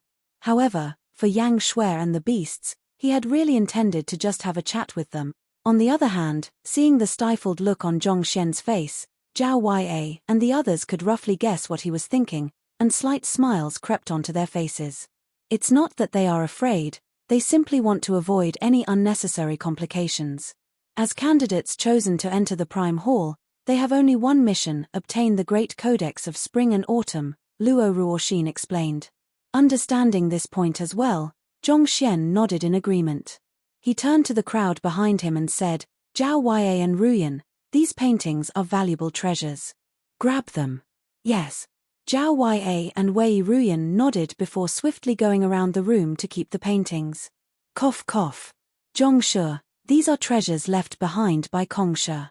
Isn't it a little disrespectful to simply take them away like that?" The 2 master teachers who had followed along looked at him with speechless looks on their faces. To actually strip the Prime Hall bare shortly after their arrival, was it not a huge act of disrespect toward Kongsha? "So, your intention is for us to..." Zhongxian looked at the 2 master teachers and questioned. Shouldn't we at least pay our respects to Kongsha first before taking those paintings? One of the master teachers remarked with a reddened face. It was Zhongxian's turn to be rendered speechless. In the end, what the master teacher was picking fault at was that they had not paid respects to Kongsha before taking the painting. Shaking his head, Zhongxian instructed, "Forget it, let's continue." Zhao Ya and the others moved swiftly, and it did not take long for them to clear all of the paintings in the room. Let's proceed ahead. After stowing all of the paintings, Zhongxian flicked his wrist and took out the prime amulet. Little amulet, where is the location of the Great Codex of Spring and Autumn? It's located at the very center of the inner hall, Little Amulet replied. Lead the way, Zhongxian instructed. Little Amulet nodded before swiftly flying ahead. The prime hall was almost like a labyrinth. There were many split roads that confused one's sense of direction. Nevertheless, under the lead of Little Amulet, Zhongxian's group swiftly flitted ahead. They encountered quite a number of treasures along the way, and Zhongxian did not hesitate to throw them into his storage ring. As a result, it was almost as if the prime hall had suffered a locust infestation. Not even ordinary sculptures were spared from Zhongxian's plundering. The two master teachers could not help but shake their heads helplessly.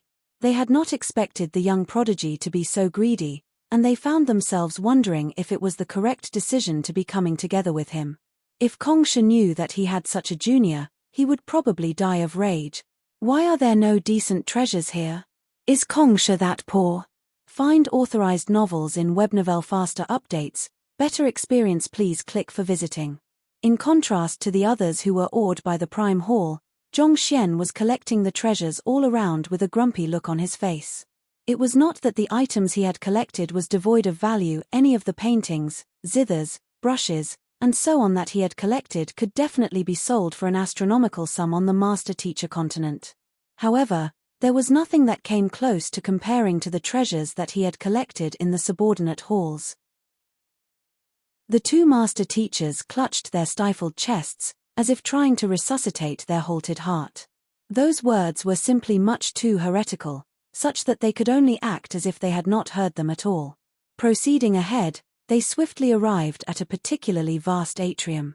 "This is the place," Little Amulet said as it fell onto one of the stone tablets by the entrance. Wang.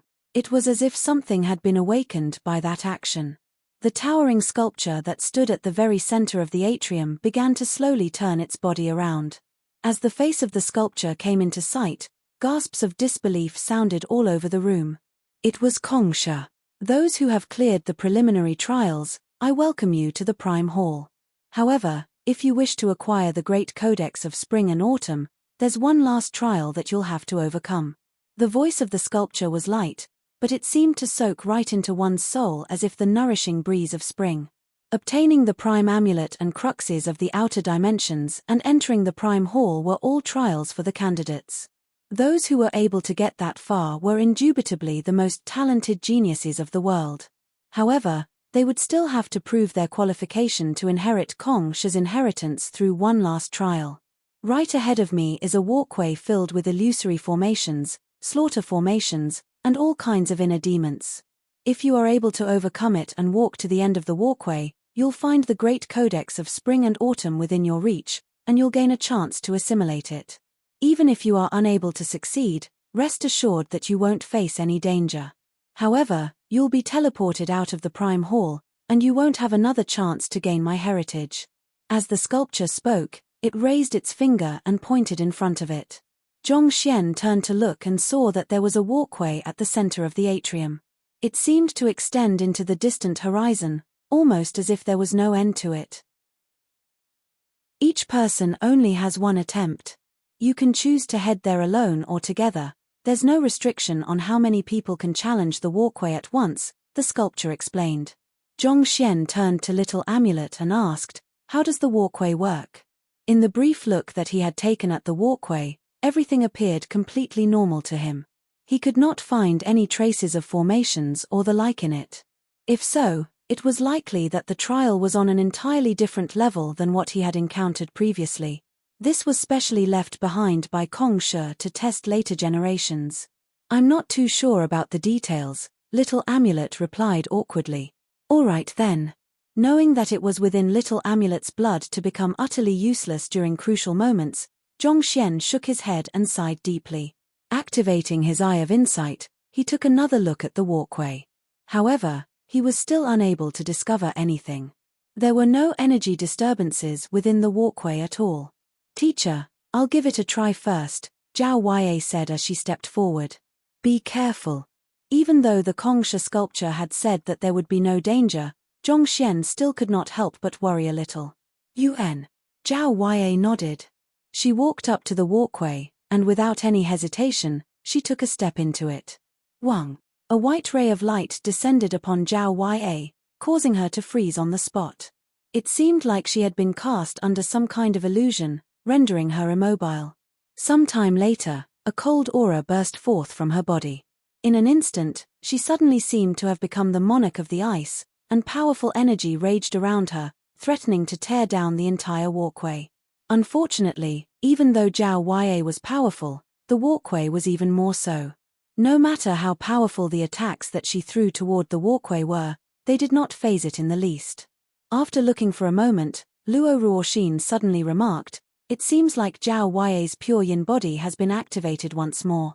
Zhongxian quickly took a closer look at Zhao Yue, and he found that the latter was indeed growing stronger by the moment.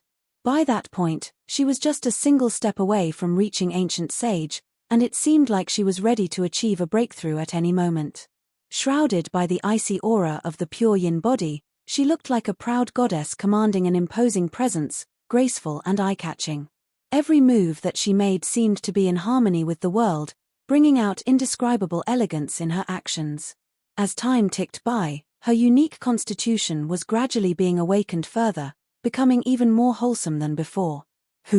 Just as Zhongxian was just about to take a closer examination to determine the source behind Zhao Yue's sudden awakening, another ray of light suddenly shrouded the latter.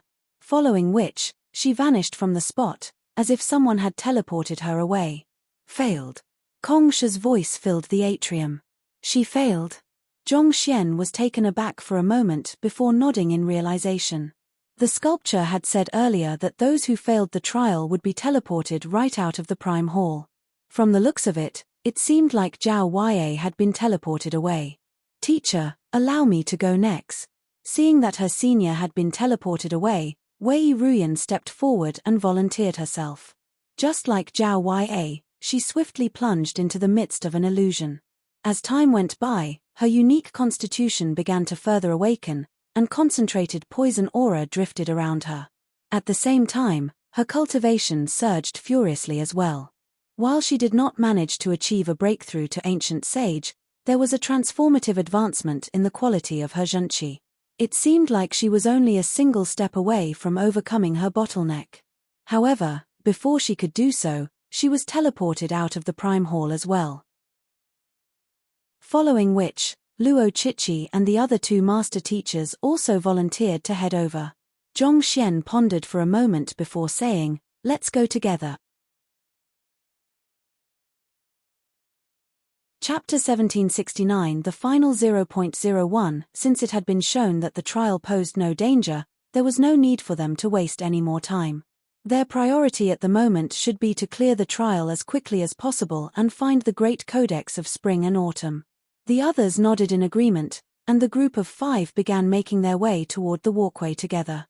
Hula. Walking up to the walkway, Zhongxian suddenly felt a warm flow of energy embracing him. Following which, the sight before him was swallowed up by a flash of light, turning everything completely white. By the time his sense of sight returned, he was standing before a lofty mountain. Or to be more precise, it was a mountain formed of countless books piled up on top of one another. Find authorized novels in Webnovel faster updates. Better experience, please click for visiting. The mountain pierced right through a dense layer of clouds, obscuring the mountain peak from view. At the same time, there was not a clear path in sight that seemed to lead one to the peak. Other than the enormous mountain of books, the other thing that caught Zhongxian's attention was the line of characters flickering in and out of existence in the air. Reach the top and clear the trial. Surrender, and you shall be gifted a reward based on your progress. Kongsha's voice sounded quietly in the area. I see. Zhongxian mumbled under his breath as he took a deep breath. Even though everything before him appeared to be incredibly lifelike, judging from what had happened to Zhao Yue and Wei Ruyan earlier, it was likely that they were in an illusion. In other words, his physical body was still in the walkway. It was only his consciousness that had been transported to this humongous mountain of books. Focusing his attention, Zhongxian began driving his zhenqi through his body before leaping up. Hu! Contrary to his expectations, instead of soaring into the air, he plummeted back to the ground. It seems like I won't be able to rely on flight to get to the top. Then again, it would be too easy if I could simply fly to the top, Zhongxian thought. Zhongxian took a look at the mountain of books once more, only to see that there was no paved path that he could walk on. Staring at the steep incline ahead of him, he reached out in an attempt to climb his way up, but to his surprise, he found an immense pressure crushing him. As if struck by lightning, he found his entire body turning numb. At the same time, his hand was injured by thorns of some sort, and it was bleeding profusely. Looking at his injuries, Zhongxian's face turned livid. He had been thinking that it would be relatively simple for him to climb his way up even though there was no paved path for him to walk on. Who could have known that there would be such an obstacle as well? It was as if a sempiternal realm consummation expert was continuously assaulting him. Under such circumstances, how could he possibly get to the mountain peak? Zhongxian circled around the mountain and tried climbing from various different points, but it was the same outcome every single time. Barely after climbing half a meter up, he was pushed back down by a crushing pressure. Bewildered, he paused contemplatively on the spot. Is the crux of the trial not climbing up forcefully? If he was not supposed to climb up, how could he get to the peak? No wonder Zhao Yue and Wei Ruyan had ended up failing the trial. It was indeed not as easy as he had thought. Since it's a mountain of book, I should study and find out what they are first. Perhaps they might contain some clues in them. Zhongxian turned his sights toward the books, and with a thought, hundreds of books were immediately collected into the library of Heaven's Path. With a tap of his finger, invaluable knowledge gushed into his mind. These books covered a diverse range of topics, be it cultivation techniques, battle techniques, culture, geography, astronomy, divination. It seemed as if the mountain of books before him encompassed the knowledge of all of the occupations on the master-teacher continent. Hulala! Barely after assimilating the knowledge into his mind, Zhongxian suddenly noticed several steps appearing on the mountain of books, and he was stunned. He had walked around the area for quite a while earlier, and he was certain that he had not seen the steps there previously. Why would they appear after he had browsed through hundreds of books? Could it be that he could pave a way to the top through reading the books there? Let me give it a try. With such a thought in mind, Zhongxian immediately swept his gaze across the mountain of books. Huala la la la la. Countless books materialized in the library of Heaven's Path. In less than 5 minutes, Zhongxian had already collected tens of thousands of books. With a light tap of his finger, knowledge surged furiously into his head. Barely a moment after he digested the knowledge, the mountain before him suddenly tremored, and another flight of stairs warped into appearance. They gradually stretched toward the top of the mountain peak. It's indeed the case. Realizing that the crux of the trial was actually to read, a glint flashed across Zhongxian's eyes. Had it been any other cultivator, even if he could use his spiritual perception to read multiple books at once, his consciousness would probably be muddled as a result of the sudden influx of knowledge into his head. However, that was not the case for Zhongxian. All it took was a glance for Zhongxian to collect the books and one touch for him to imprint the wisdom harnessed within them into his memories. The current Zhongxian was like a supercomputer.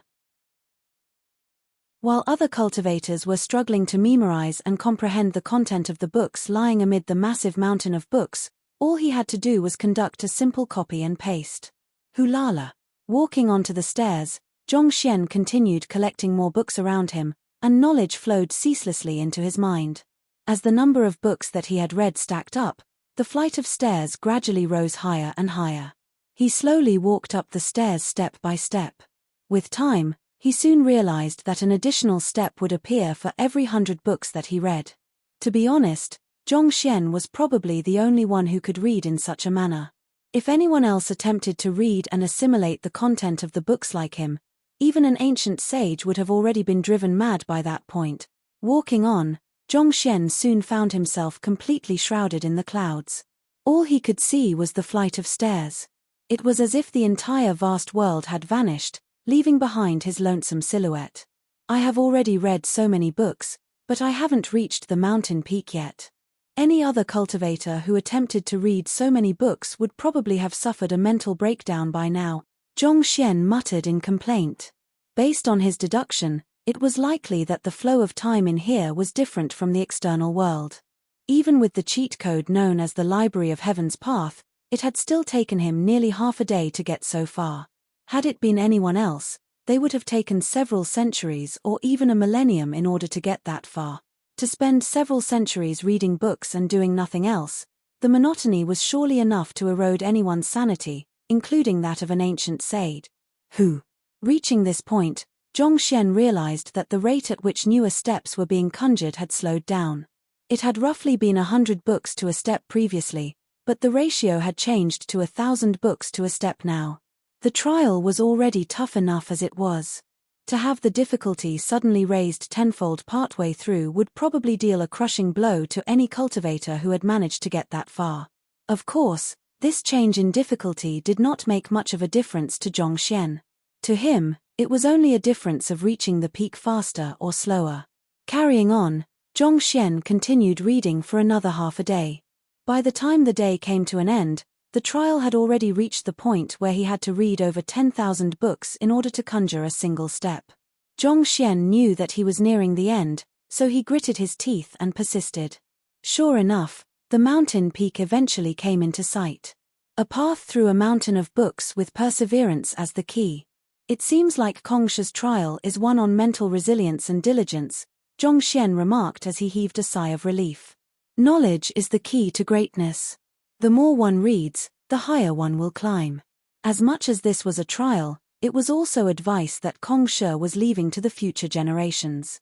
He wanted to tell his successor that what would lead to the peak of cultivation was not just talent but knowledge and culture. Only a knowledgeable person would be able to attain a deeper understanding of cultivation and the world. Only a cultured person would have a mind vast enough to accept changes. These were the keys that were required for one to climb to greater heights. The 72 sages, for example, were highly talented individuals who were personally groomed by Kongsha, having been imparted with the most powerful of cultivation techniques and battle techniques right from the start. In terms of starting points, there was no question that they were far ahead of Kongsha. Yet, despite being granted such favorable conditions, none of them came close to matching Kongsha's accomplishments or strength. There was only one possibility for this. In terms of knowledge, they were far beneath Kongsha. It was the scope of their mind that had limited their advancement. Back when Kongsha established the system of lower, middle, and upper 9 paths, it might seem as if it had contributed little to his personal development. Yet, it was such challenges that had opened his eyes to the world, allowing him to accept new changes and adapt accordingly. Such were the soft skills that a cultivator needed to rise to greater heights. Catcher. As such thoughts flowed through Zhongxian's mind, all of a sudden, a sound reminiscent of an egg cracking apart or a seedling breaking out of the soil echoed in his head. My soul depth has exceeded 29. 99? Zhongxian clenched his fist tightly as a brilliant light shone from his eyes. Chapter 1770 The Ultimate Treasure. Previously, Zhongxian's soul depth had already reached 29. 99, a mere nudge away from making the final breakthrough to ancient sage. He had been planning to diligently cultivate beneath the body tree so that he could make a breakthrough soon. Yet, who could have known that his soul depth would leap up right to 30. 0 while he was reading all those books. 31, 32, 33. Zhongxian's soul depth leaped all the way up to 31. 9 before slowly coming to a halt. In a very short period of time, his soul depth had been raised by 2. 0, boom. With the sudden increment of his soul depth, Zhongxian felt as if a storm had been whipped up in his head. All of his senses suddenly grew incredibly sensitive, and he felt like a countryside bumpkin entering a vibrant city for the first time in his life, witnessing the vibrant reds and greens, the delightful dances and cheerful songs. It was as if he was seeing a side to the world that he had not known existed. The cultivation techniques and battle techniques that he had never been able to make sense of before filled his mind and clicked together logically. It was as if the puzzles that had bewildered him for a long time had suddenly become no different from child's play. Not only so, he could also vaguely sense the existence of the eon of ancient sage in the surroundings.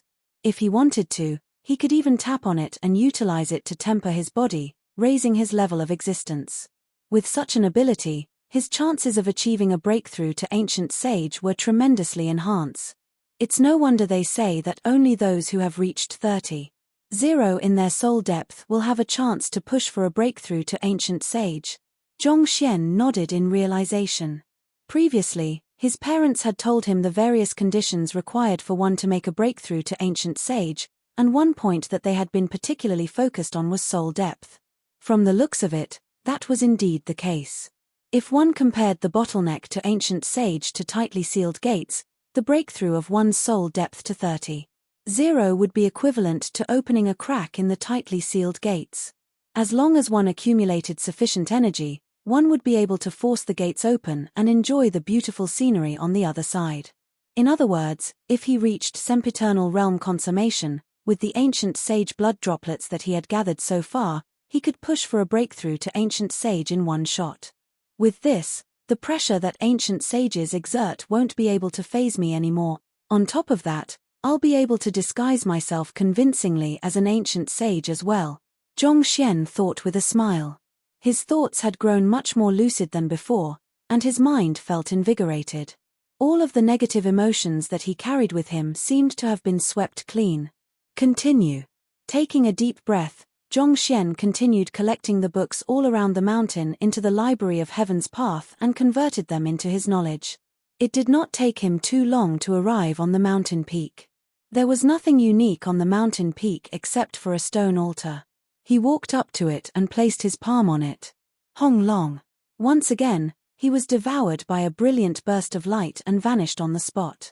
By the time he came to, the mountain of books had already disappeared without a trace. Instead, he found himself lying on top of a leaf, floating in the middle of an ocean. Amid the rocking of the ocean currents, he sat up and scanned his surroundings. The blue sky seemed to meld right into the ocean water, leaving the horizon a little blurred. No matter which direction he looked in, there did not seem to be any end to the vast ocean. This rendered Zhongxian completely confused. He had no idea where he was, and he did not know where he should head to. A path through a mountain of books with diligence as the key, sail through the ocean of learning with a paddle of hardship, Zhongxian murmured. Rather than getting flustered, he seemed to experience an epiphany. This seems to be the so-called ocean of learning. It was a mountain of books earlier, and only when one studied would the steps leading to the endpoint appear. It was likely that the same principles applied to the ocean of learning as well. If he did not learn, the leaf would not move, and he would never get to shore. A light ocean breeze blew across the ocean, producing a crisp sound reminiscent of an orchestra ensemble. The surface of the water rippled, as if a beautiful, blue painting. Beneath the water, one could see countless fish moving around in a certain pattern. They seemed to be simulating some kind of formation. Gazing upon them, Zhongxian found his attention slowly immersing deeper into them. With a pair of sharp eyes, everything in the world could enhance one's wisdom. Observing the vastness of the world, scrutinizing the free movements of the fish, the entire ocean encompassed great knowledge that seemed to fuse together with whatever he had studied previously on the mountain of books. With the slight bobbing of the leaf, Zhongxian's heart gradually grew quieter and quieter. All kinds of knowledge flowed into his mind, and as if a dry sponge, he greedily devoured the wisdom. Some time later, Zhongxian's body jolted, and he stood up. Painter, demonic tunist, blacksmith, beast tamer, spirit awakener, physician, formation master. All of the knowledge that he had learned from those occupations assimilated together impeccably, reaching the level of 9-star. At that moment, even without any special exceptions, he would easily be able to meet the 9 9-star supporting occupations prerequisites, thus making him a true 9-star master teacher.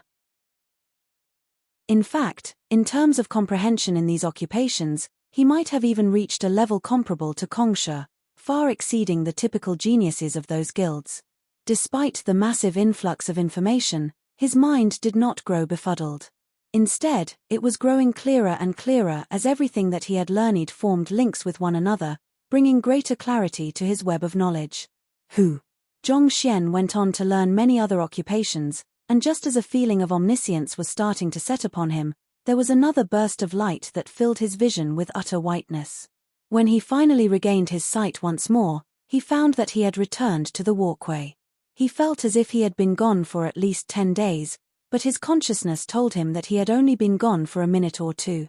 The disparity in time between his consciousness and experience left him feeling a little dazed for a moment as his mind struggled to make sense of this anomaly. It felt like he had just woken up from a transient dream. He turned around to scan his surroundings once more, only to see Luo Chichi and the other 2 master teachers standing on the spot. Their bodies were trembling intensely, as if placed under immense pressure. Even though their eyes were wide open, it was apparent that they were not conscious. "Where is Ruoxin?" Zhongxian pondered doubtfully. Of the other 6 people whom he had come in with, Zhao Yue and Wei Ruyan had failed the trial and had been teleported out. Luo Chichi and the remaining 2 master teachers were still facing the trial, but for some reason, Luo Ruoxin was nowhere to be seen. Find authorized novels in Webnovel faster updates. Better experience, please click for visiting. Could it be that she had failed the trial and had been teleported out?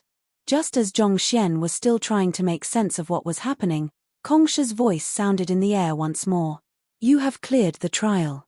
Proceed to the end of the walkway, and you'll reach the Great Codex of Spring and Autumn.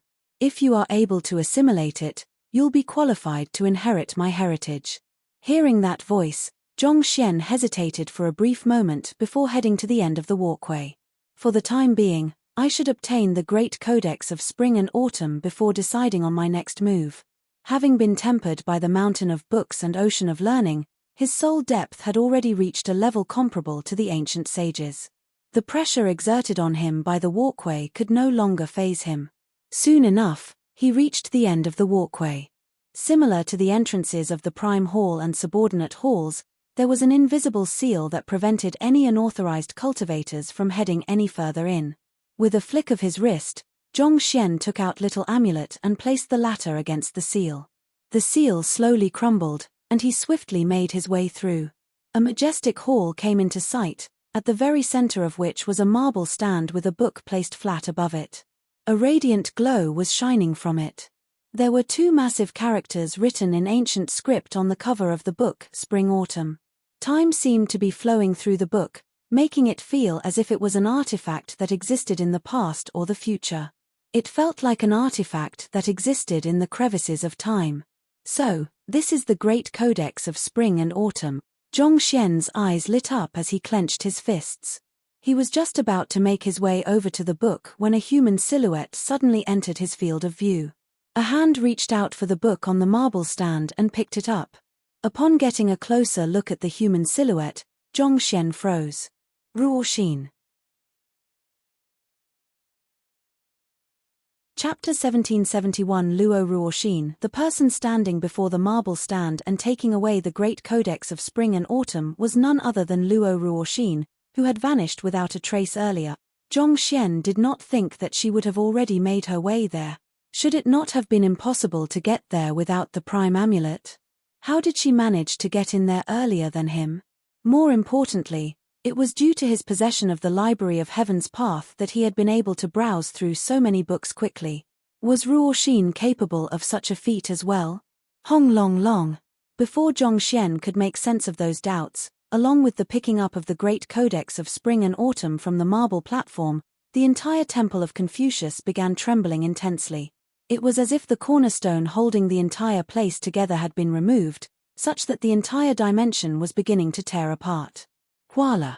The first to bear the brunt of the blow was the Prime Hall. A flood of devastating energy gushed into the room, tearing down everything in its path. However, standing by the marble platform, Luo Ruoxin seemed to be completely unfazed by the flood of energy. A brilliant burst of light shone out from the book. The book attempted to flee from her grasp, but no matter how it struggled, it was unable to break free. Amid the intense trembling, the surrounding space distorted, causing the seal on the prime hall to break apart. The Great Codex of Spring and Autumn is finally out. Quick! Someone must be trying to assimilate it. Who obtained it? Is it that Zhongxian or my descendants? Roars echoed all around the area as many silhouettes charged into the prime hall. They were the ancient sages who had been camping outside the prime hall. Previously, they had been kept out due to the seal that Kongsha had placed around the prime hall, so they had no choice but to wait patiently outside.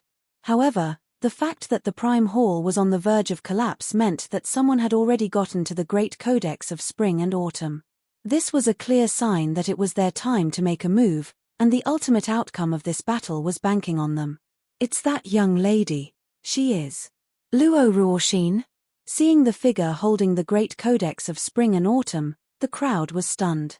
They had thought that it would be the master teacher named Zhongxian who obtained the Great Codex of Spring and Autumn.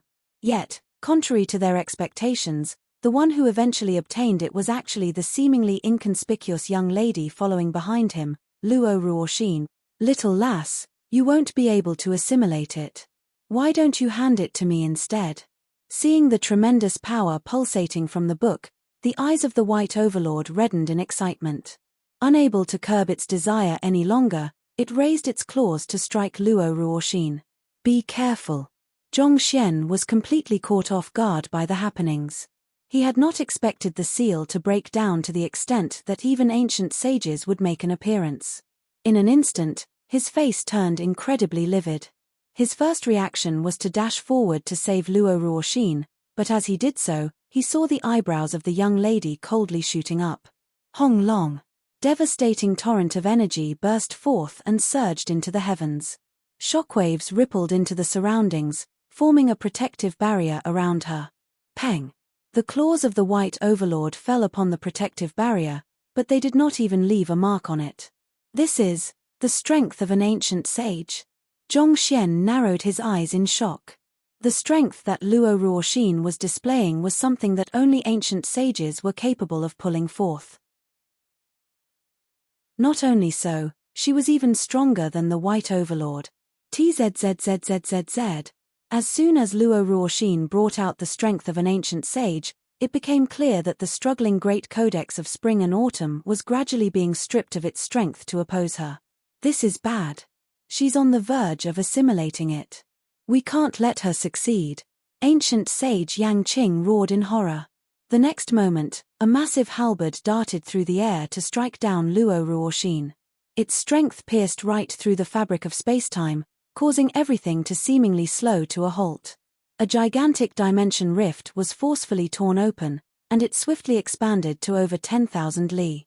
That was an attack from a blood reincarnation realm ancient sage, one of the strongest experts in the world. With just a wave of his hand, he could easily summon devastating destruction. Before this might could even come close, Zhongxian, who was in close proximity to Luo Ruoxin, felt as if the bones within his body were on the verge of being crushed. His body, which had been tempered by the Empyrean heavenly flame, seemed to be as brittle as a child's toy. He felt his life slowly creeping to an end when Luo Ruoxin suddenly raised her hand. A warm glow swiftly shrouded him and escorted him out of the battlefield. TZZZ. Following which, the halberd crashed right down upon Luo Ruoxin.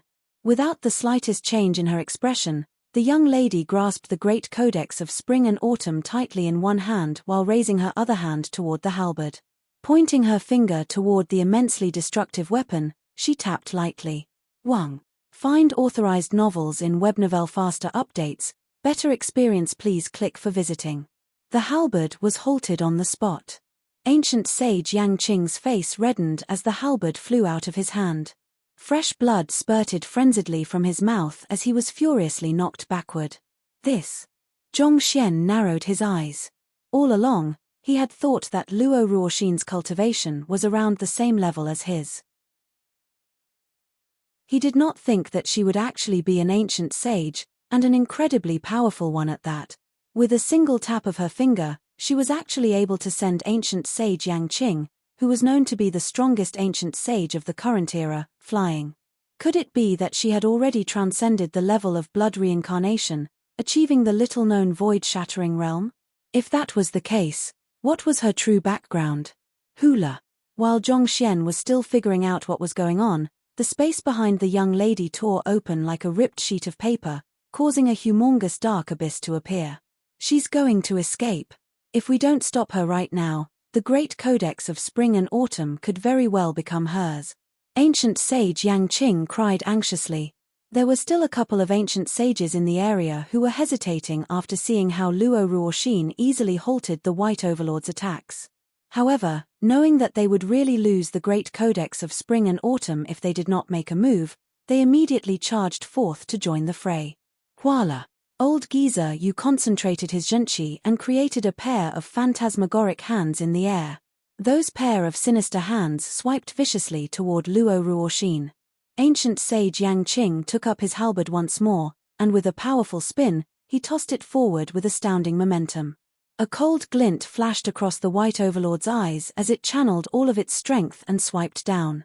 In that moment, it felt as though even time had stopped. All of the ancient sages from those three major powers made a move simultaneously in an attempt to stop Luo Ruoxin. In an instant, it felt as if the world had regressed back to the state of chaos before creation. The surrounding light distorted from the sheer concentration of energy that had gathered in the area, plunging the entire temple of Confucius into darkness. Ancient sages were already the most powerful existence in the world, and more than a dozen of them were making a move simultaneously. This was a force that could even knock down the entire master-teacher continent. "Have you asked my permission before doing this?" A furious shout echoed by the side. Following which, a barrage of sword chi flooded forward, hindering the movements of the ancient sages. "Zhong Hongtian, don't be a fool. She isn't from the master-teacher pavilion."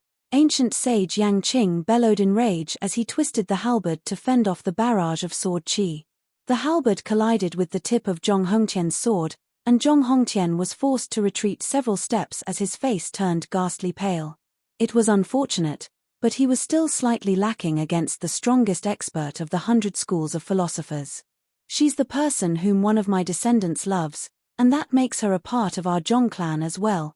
Zhong Hongtian replied coolly as he raised his sword once more, indicating his determination to protect Luo Ruoxin. However, no matter how strong he was as an individual, there was no way that he stood a chance against the collaboration of so many ancient sages, especially since ancient sage Yang Qing alone was much stronger than him. Sila. The combined prowess of the ancient sages continued steadily advancing toward Luo Ruoxin. All Zhong Hongtian succeeded in doing was stalling for a little more time. At this moment, Luo Ruoxin was still holding the great codex of spring and autumn tightly, seemingly attempting to assimilate it. The situation was truly not in her favor. No matter how powerful she was, there was no way that she could survive the simultaneous assault of so many ancient sages. Ruoxin. Realizing the grave danger that the young lady was in, Zhongxian roared in fury. He immediately summoned the ancient sage corpse, Infernal Blacksaber, and Vicious to help, but before he could make a move, a burst of saber chi suddenly shot over from the distance. This saber chi reflected the brilliance of the sun and the moon, and it was the final straw that resulted in the utter collapse of the surrounding space. "Milady, I have completed the arrangements as requested. I'll help you keep them at bay for the time being." Who? The missing Wu Chen appeared before everyone. Chapter 1772 Wu Chen's True Identity. Help fend them off for a while. I'll assimilate the great codex of spring and autumn in the meantime. Luo Ruoxin nodded as she channeled her energy frenziedly into the book in her hand. Wu Chen nodded, and without any hesitation, he continued striking out saber chi in order to stop the advancing ancient sages. Boom boom boom. As the attacks of the ancient sages fell on Wu Chen's saber, one could see his face visibly turning paler and paler. The saber chi that he dealt out gushed forth like the rapid tides of a river. Even though he was forced back again and again, astonishingly, he actually managed to fend off all of their attacks single-handedly. There was not the slightest shockwave that harmed or interrupted Luo Ruoxin.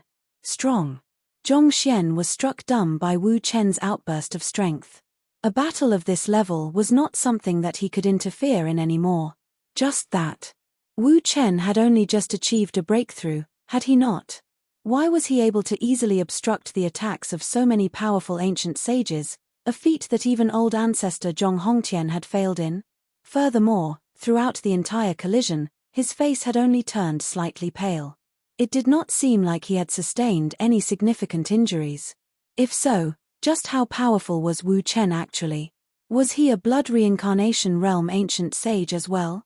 It was already amazing that Luo Ruoxin was able to defend against ancient sage Yang Qing's attack with just a wave of her hand, but to think that Wu Chen was able to do so as well. In an instant, he felt as if he was seeing a completely different side to them. He knew that the two of them had been keeping secrets, but this was not what he had expected at all. His finally appeared. Set up the formation. Ancient sage Yang Qing did not seem to be surprised by Wu Chen's feat at all. Instead, his eyebrows shot up as he swiftly issued several commands. Wang. In an instant, blue light poured into the surroundings, forming innumerable stars that surrounded the entire temple of Confucius. Wu Chen's face immediately darkened upon seeing that formation. This is the ultimate treasure forged by the 72 sages, the Heavenly Palace constellation blueprint. You actually brought it here? We brought the Heavenly Palace constellation blueprint here today to prevent you from getting away. You can be certain that today will be your death date. Ancient sage Yang Qing sneered coldly. Find authorized novels in WebNovel faster updates. Better experience, please click for visiting. Voila. Under the cover of the light from the constellation, the ripped space behind Luo Ruoxin slowly began to mend. It did not take too long before it reverted back to normal. Zhong Xian also sensed that the surrounding space was swiftly freezing up, so he quickly whipped out the Dragonbone Divine Spear and pierced the surrounding space. However, he found that the space had turned incredibly hard. Even with his current strength, he was unable to break it open. Within the sealed space, it felt like ancient sage Yang Qing was a giant who wielded the ability to control anything that happened. He raised his finger and tapped it lightly. Voila! A star descended from the sky and smashed right for Wu Chen. The star did not appear to be too large, but it descended with devastating momentum. Shockingly, it was even stronger than the attack that ancient sage Yang Qing had executed with his halberd. Even before reaching its target, one could already feel the star's intent to annihilate everything in its path. Break. Facing the ridiculous might of the descending star, Wu Chen's complexion turned incredibly awful. He cut his finger lightly with the saber in his hand and fed his blood to his weapon.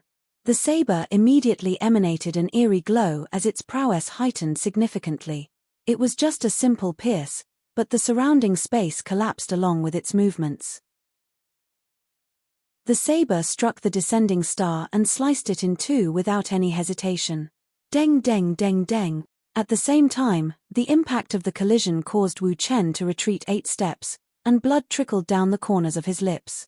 His face also turned ghastly white. It was apparent that even though he had managed to stop the star, he had overexerted himself in the midst of doing so. Seeing that Wu Chen was able to withstand the might of the descending star, a hint of astonishment flashed across ancient sage Yang Qing's eyes. However, he soon sneered coldly and raised his finger once more. Let's see how many you can defend against. Voila! Yet another star descended from the sky. Knowing that Luo Ruoxin was in a crucial moment in assimilating the great codex of spring and autumn, Wu Chen did not dare back down. Taking a deep breath, he retracted his saber and fled. I can't afford to hold back at a time like this. This time, Wu Chen did not use the saber. Instead, he flicked his wrist and whipped out 2 skeletal arms drenched in his blood before charging right toward the star above him. As soon as the skeletal arms appeared, a powerful aura exploded into the surroundings. The higher Wu Chen flew, the larger the skeletal arms seemed to become. In the blink of an eye, they had already become so large that they seemed to cover the entire sky. It seemed like as long as he was given sufficient time, those 2 hands could easily cover the entire world. Catcher. The skeletal arms tore right through the descending star, smashing it into dust. Furthermore, the skeletal arms did not stop at just crushing the star. They continued surging into the sky, and the tremendous might that they harnessed caused the entire starry sky to shudder. It seemed like even the artifact was unable to withstand the pressure coming from the skeletal arms. Incredible. If even the skeletal arms are so powerful, I can't imagine how powerful that person was when he was still alive. Zhong Hongtian and the others were bewildered by the impressive prowess that Wu Chen had brought forth. As ancient sages, they could feel the overwhelming strength of the blueprint very clearly. Even if they used their full prowess, they would still be unable to break apart the spacetime restraints imposed by the blueprint, let alone destroy the descending stars. Yet, a single grasp of those two skeletal arms could make the entire blueprint shudder. Did that not mean that their prowess had exceeded the blood reincarnation realm? This aura.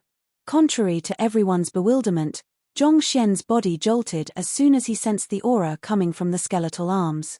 He felt a familiar sensation from those two skeletal arms. It belongs to Vicious. Zhong Xian narrowed his eyes in astonishment. The right skeletal arm in the air was lacking a phalange, and the familiar aura that he was feeling confirmed his deduction. There was no doubt, it was Vicious. Why would Vicious arms be in Wu Chen's possession? Furthermore, the strength that they possessed was peculiarly great. Even after recovering the upper body, the Vicious in the Book of Heaven's Path did not wield such great power. All of a sudden, many doubts flooded into Zhong Xian's mind. He was unable to make sense of the situation. Spurting a mouthful of blood, ancient sage Yang Qing bellowed, "What are you waiting for? Are you intending to back out at this crucial moment?" He had been sustaining the blueprint with his own energy, so the attempt to break the blueprint had caused his Junqi to suffer a major backlash. Of course not. Old Geezer Yu, who had been watching the commotion from the side, swiftly made his way over with the ancient sages of the otherworldly demonic tribe. This. Zhong Xian staggered in shock. He dared not believe what he was seeing. From their conversation, it was obvious that ancient sage Yang Qing of the 100 Schools of Philosophers was in a partnership with old Geezer Yu. In other words, the 100 Schools of Philosophers had defected to the otherworldly demonic tribe. What the heck was going on here? Other than Zhong Xian, Zhong Hongtian and the others were also looking at one another in a daze. In terms of resentment, the hatred that the 100 Schools of Philosophers harbored for the otherworldly demonic tribe was definitely nowhere beneath that of Master-Teacher Pavilion's cultivators. Why would they actually collaborate with the otherworldly demonic tribe? Hula. Old Geezer Yu flicked his wrist, and a straw garment materialized in the air. The skeletal arms that were tearing apart the blueprint suddenly halted, as if their strength had been neutralized by the straw garment. "Quick, kill him," old Geezer Yu bellowed. On the other hand, Wu Chen's face darkened. He bit his finger, and fresh blood spurted onto the skeletal arms. However, the skeletal arms remained completely motionless, as if they were hibernating. Wu Chen attempted to control the skeletal arms, but they refused to budge at all. He clasped his fists tightly and roared at old Geezer Yu in the air. "Bo Yu, you traitor! How can you collaborate with the 100 Schools of Philosophers? Aren't you afraid that I'll decapitate you? Heh. You'll have to escape from here alive in order to kill me." Without the slightest fear, old Geezer Yu chuckled softly. "Besides, you should also know that the person who wants to claim your life isn't me but Sovereign Chen Ling. Isn't that so, Sovereign Chen Yong? Sovereign Chen Yong?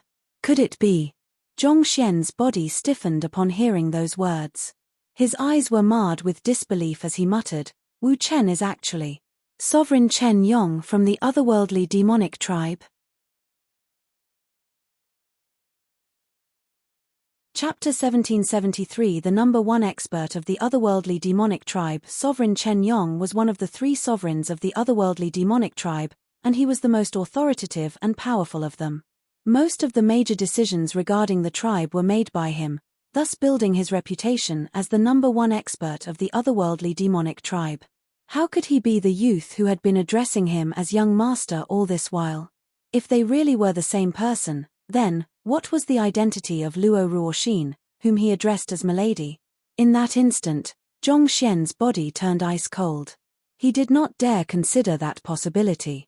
He had heard from Yang Shi in the past that the strongest otherworldly demon emperor had come to the master-teacher continent, but his whereabouts had been a mystery to all.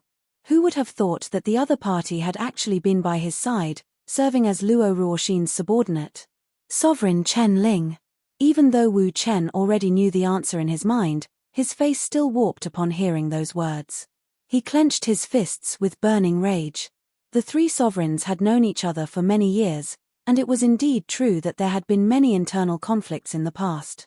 However, to collude with outsiders to deal with him, that could pretty much be considered a betrayal. With such thoughts in mind, Wu Chen raised his head to look at ancient sage Yang Qing and spat. It seems like the proud 100 schools of philosophers has decided to lower itself to collaborate with Sovereign Chen Ling. Accepting Sovereign Chen Ling's request will not only allow us to eliminate the strongest otherworldly demon emperor, it will also bring us 300 years of peace. What do we have to hesitate over? Ancient sage Yang Qing replied calmly, unfazed by Wu Chen's questioning. 300 years of peace. Sovereign Chen Ling has already promised our 100 schools of philosophers that as long as we are able to get rid of you, the otherworldly demonic tribe will not launch an attack on mankind within the next 300 years, ancient sage Yang Qing replied. Find authorized novels in webnovel faster updates. Better experience, please click for visiting. I see. Wu Chen nodded silently. That explained why the otherworldly demonic tribe and 100 schools of philosophers were collaborating with one another despite the deep-seated hatred between them. As the strongest and most influential sovereign, his death would inevitably cause a significant loss in power and chaos among the otherworldly demonic tribe. It would take at least 300 years for Sovereign Chen Ling to calm down the chaos and assume supreme control over the otherworldly demonic tribe. In other words, Sovereign Chen Ling needed those 300 years as well. However, just because the otherworldly demonic tribe had agreed to 300 years of peace did not mean that the 100 schools of philosophers and the Master-Teacher Pavilion would not make use of the opportunity to eliminate the otherworldly demonic tribe. So, back at the Harvest Valley City Seer Guild, you were already prepared to ambush me, weren't you? Sovereign Chen Yong asked once more. The Seer Guild's barrier would have concealed the auras of the ancient sages, and there's no doubt that you would have been prompted to make a move when vicious upper body was on the line. We were certain that we would be able to kill you easily, but who could have known that someone would foil our plans? Bo Yu harumphed coldly as he shot a glance at Zhong Xian. The reason that there had been multiple ancient sages in the Harvest Valley City Seer Guild back then was because they had been biding their time for the chance to destroy Sovereign Chen Yong. Yet, who could have known that it would end up drawing Zhong Xian in as well? Not only so, the latter had even successfully killed an ancient sage expert as soon as he made a move, thus scaring the others off. Hearing those words, Zhong Xian widened his eyes in realization. That explained why the 100 schools of philosophers had chosen to steal vicious upper body so openly. In the end, it was part of their ploy to draw Wu Chen to them. Given that Wu Chen had vicious arms, he would have sensed the presence of the upper body as well once it was released from Sage Kuei's sculpture. That was no doubt that he would have been compelled to make a move. If not for Luo Ruoxin, Wu Chen would have made a move on him when he attempted to seal vicious upper body in the Book of Heaven's Path. Otherwise, as the strongest otherworldly demon emperor, there was no way that he would have lowered himself to the extent of addressing an insignificant character like him as young master. In other words, you had already reached a deal before you headed to the White Creek Mountain in search of the Prime Amulet, Wu Chen remarked. Back then, he had realized that there was an otherworldly demon among the group of 4 who had entered the ancient domain on White Creek Mountain. Sensing that something was amiss, he had bid farewell to Luo Ruoxin in order to investigate the matter. Soon, he had found out that the other 2 sovereigns had launched an invasion against mankind, so he had quickly passed an order commanding the otherworldly demons to halt their assault. Before he could uncover anything substantial, the Temple of Confucius had emerged, so he had been left with no choice but to put aside his investigation and rush over. Indeed. Ancient sage Yang Qing nodded in response. Very well. Having asked everything that he wanted to know, Wu Chen closed his eyes. A moment later, his eyes suddenly shot open, and a massive vortex could be seen spinning in his irises, reminiscent of a deep abyss. I commend you for having the guts to scheme behind my back. However, if you think that you'll be able to kill me that easily, you're too naive. Boom. As those words reverberated in the surroundings, the youth slowly began to grow taller, and the killing intent that he emanated became more and more concentrated. In just a few breaths, he had assumed the form of an otherworldly demon. He wore a regal crown on his head, and he was dressed in a flowing robe embedded with soaring dragons. His every single movement exuded the aura and authority of a true monarch. He truly is Sovereign Chen Yong, Zhong Hongtian remarked as the sword in his hand twitched uncontrollably. He had never met the strongest otherworldly demon emperor before, but he had heard many rumors about him. Just from the sheer intensity of the aura emanated by the otherworldly demon before him, there was already little doubt that he was truly Sovereign Chen Yong. Zhong Hongtian was far from the only one who was surprised by such a development. The faces of the other ancient sages also tensed up as they eyed the situation warily. It had been many years since Sovereign Chen Yong last made an appearance, but his reputation still struck fear deep into the hearts of those who had heard of him. In the upper echelon of the master-teacher continent, there was no one who had not heard of the devastating prowess that the strongest otherworldly demon emperor commanded. Even though they had reached the zenith of the world as proud and lofty ancient sages, they instinctively understood that the otherworldly demon standing before them was not someone that they could defeat with just a simple numerical advantage. On the other hand, watching as Wu Chen reverted to his original form, Zhong Xian fell eerily silent. He was confident in his eye of insight.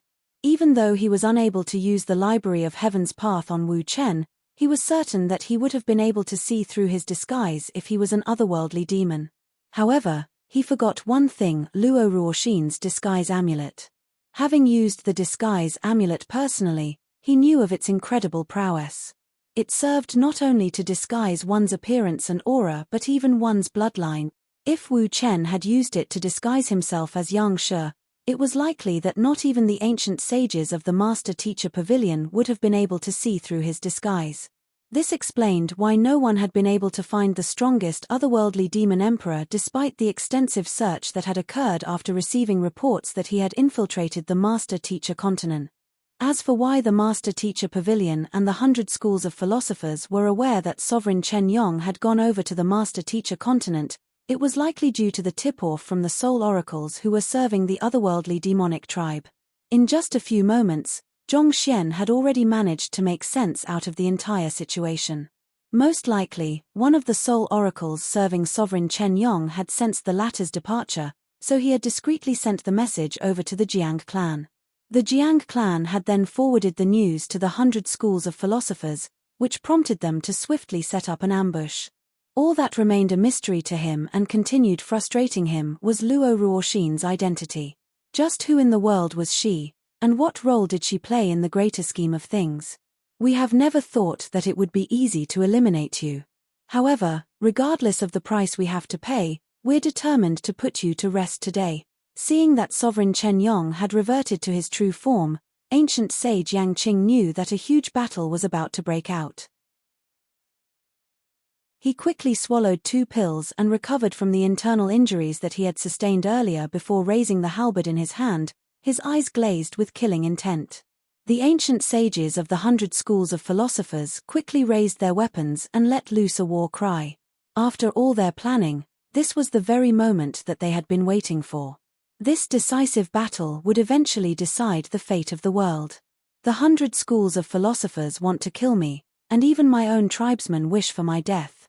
Ha ha ha. Sovereign Chen Yong glanced at the crowd before bursting into hearty laughter.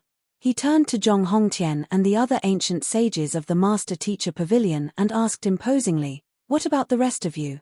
My father and brothers have been killed by the otherworldly demonic tribe, and I have already sworn to devote my life to getting rid of each and every one of you. Sovereign Chen Yong, since you are the highest leader of the otherworldly demonic tribe, you have to pay for the sins your tribesmen have committed." Ha ha ha. It seems like the heavens aren't blind after all. To think that the great Sovereign Chen Yong would fall into our hands. Even if I lose my life here, I'll make sure to drag you down with me today so as to console the spirits of my dead brothers. You were the one who killed my spouse many years back. If I can exact vengeance for her today, my life won't have been in vain. The ancient sages of the Master-Teacher Pavilion stepped forward as killing intent bubbled from their bodies. Chapter 1774 The prowess of the strongest otherworldly demon emperor. The grudges between the otherworldly demonic tribe and mankind had continued for tens of thousands of years. Be it the otherworldly demons or humans, most of them knew of kin and friends who had been slaughtered in cold blood by the other party. It was a grudge that ran so deep that there was no way that it could be resolved with simple words or sheer compassion. It had not been easy for them to corner the highest leader of the otherworldly demonic tribe, so there was no way that they could let go of this opportunity to bring him down. Sovereign Chen Yong understood this as well, so he was not surprised by the reaction of the ancient sages of the Master-Teacher continent. Instead, he lowered his gaze specifically to Zhong Hongtian and asked, "What about you? Our Zhong clan has fought with the otherworldly demonic tribe for countless years. My father, grandfather, and many generations of ancestors have lost their lives under the blades of the otherworldly demonic tribe. The hands of the otherworldly demonic tribe are drenched in the blood of our Zhong clan. In my lifetime, I have always looked down on dishonorable scum who gang up on others. However, this is no fair duel but a battle for vengeance. I believe that not even Kong Shi would disagree with our actions." Zhong Hongtian roared as he drew his sword and gazed at the towering silhouette above him. Hearing that even Zhong Hongtian was going to join in the battle, Zhong Xian could not help but exclaim, "Old ancestor Hongtian, completely surrounded by enemies and the blueprint, it would be impossible for even the almighty sovereign Chen Yong to escape from such a situation." He did not harbor any goodwill toward the otherworldly demonic tribe, but Wu Chen had been with him for a very long time.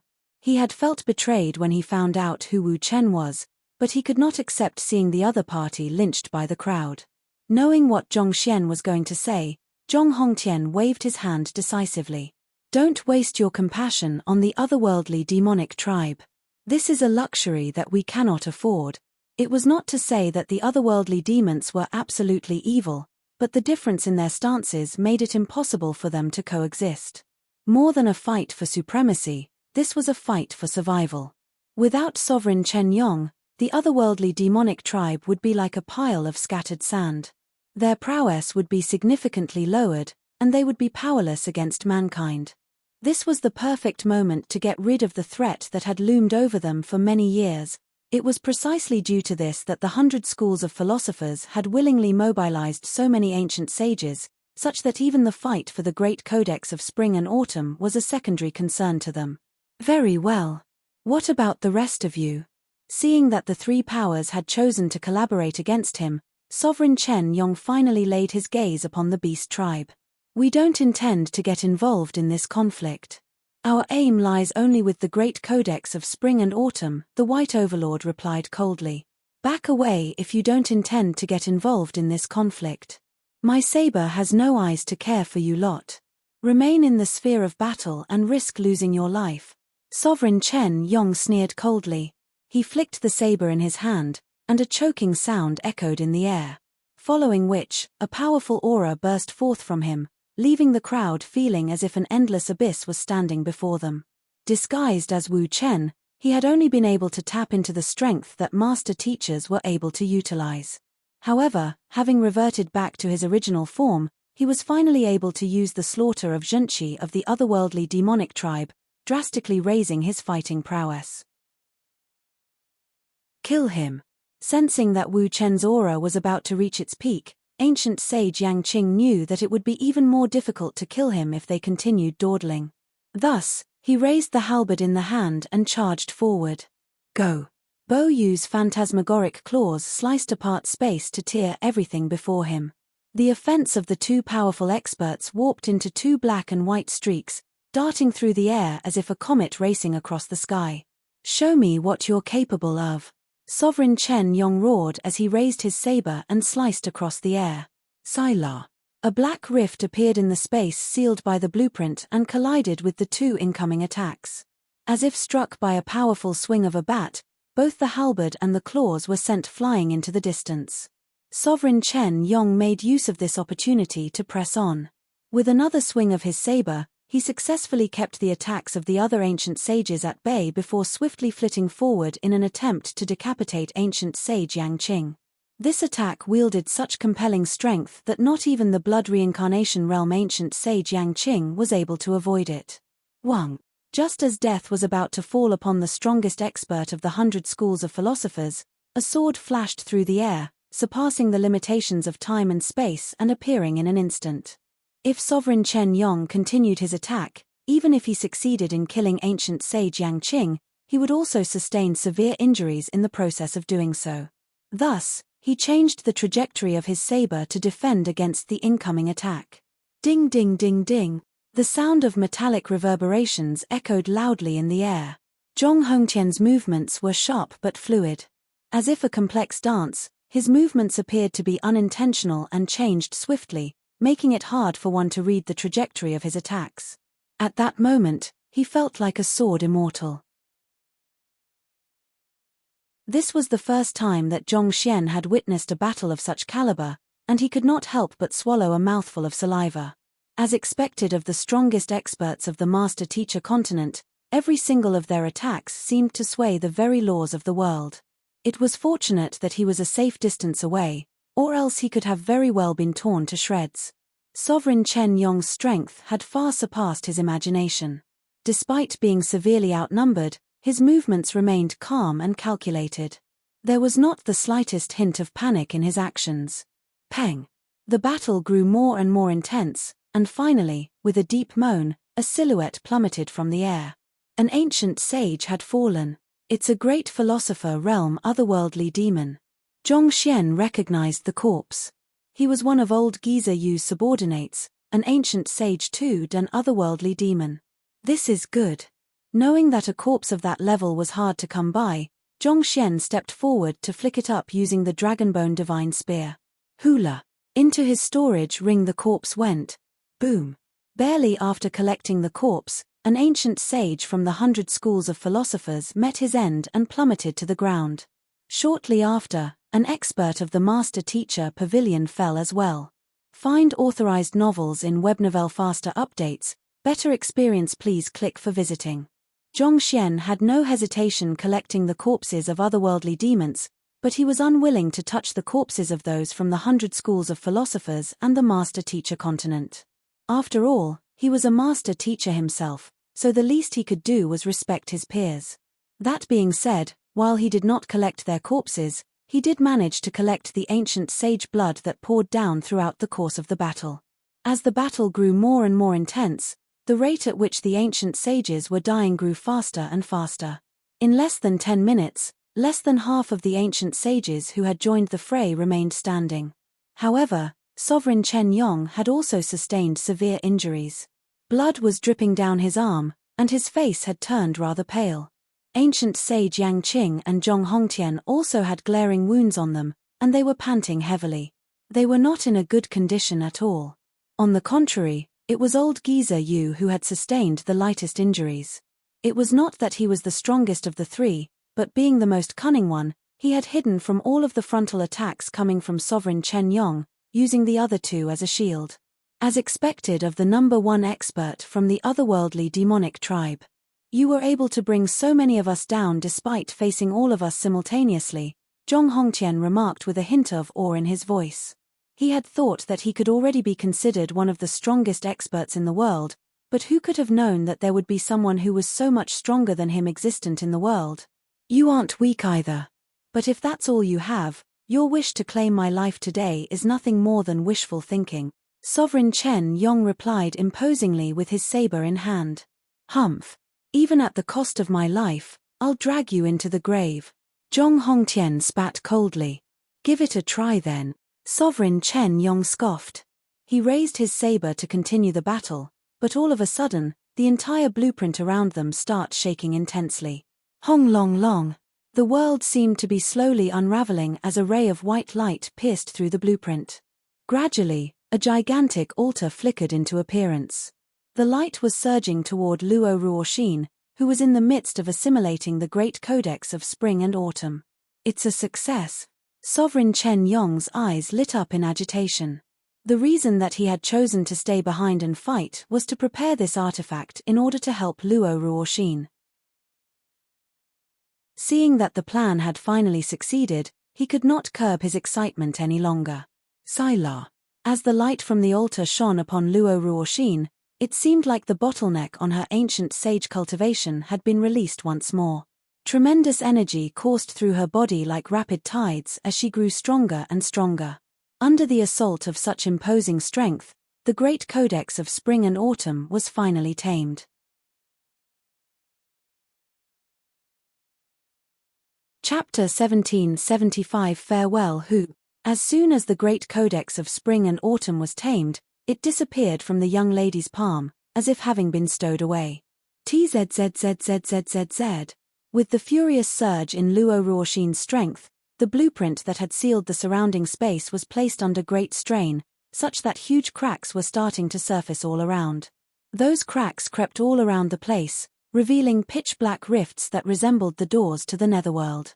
As those cracks began appearing, an overwhelming suction force poured forth from them to tug at the young lady, seemingly trying to drag her away. The young lady frowned. With a wave of her hand, the altar in the sky flew over and landed beneath her feet. Standing atop the altar, the suction force that was pulling her away finally alleviated slightly, allowing her to stand her ground for the time being. Zhongxian. Steadying her figure, the young lady looked around the room before finally halting her gaze on Zhongxian. Looking at the silhouette on the altar, Zhongxian's body suddenly froze. Her silhouette slowly fused together with another one in his memories, and he suddenly felt a splitting headache assaulting his mind. You are the spirit god of the otherworldly demonic tribe? The silhouette that he had seen back in the Qiuwu Palace and the dimension of 4 seasons had seemed strikingly familiar for some reason, but he had not been able to figure out why. To think that it would actually be Luo Ruoxin. She was neither an expert of the 100 schools of philosophers nor the transmogrification of an expert of the beast tribe. Rather, she was the highest god of the otherworldly demonic tribe. How could that be? At that instant, Zhongxian felt a crushing pressure on his heart, seemingly squeezing the life out of his breath. Shaking his head in disbelief, he asked, "Didn't you tell me that you aren't an otherworldly demon?"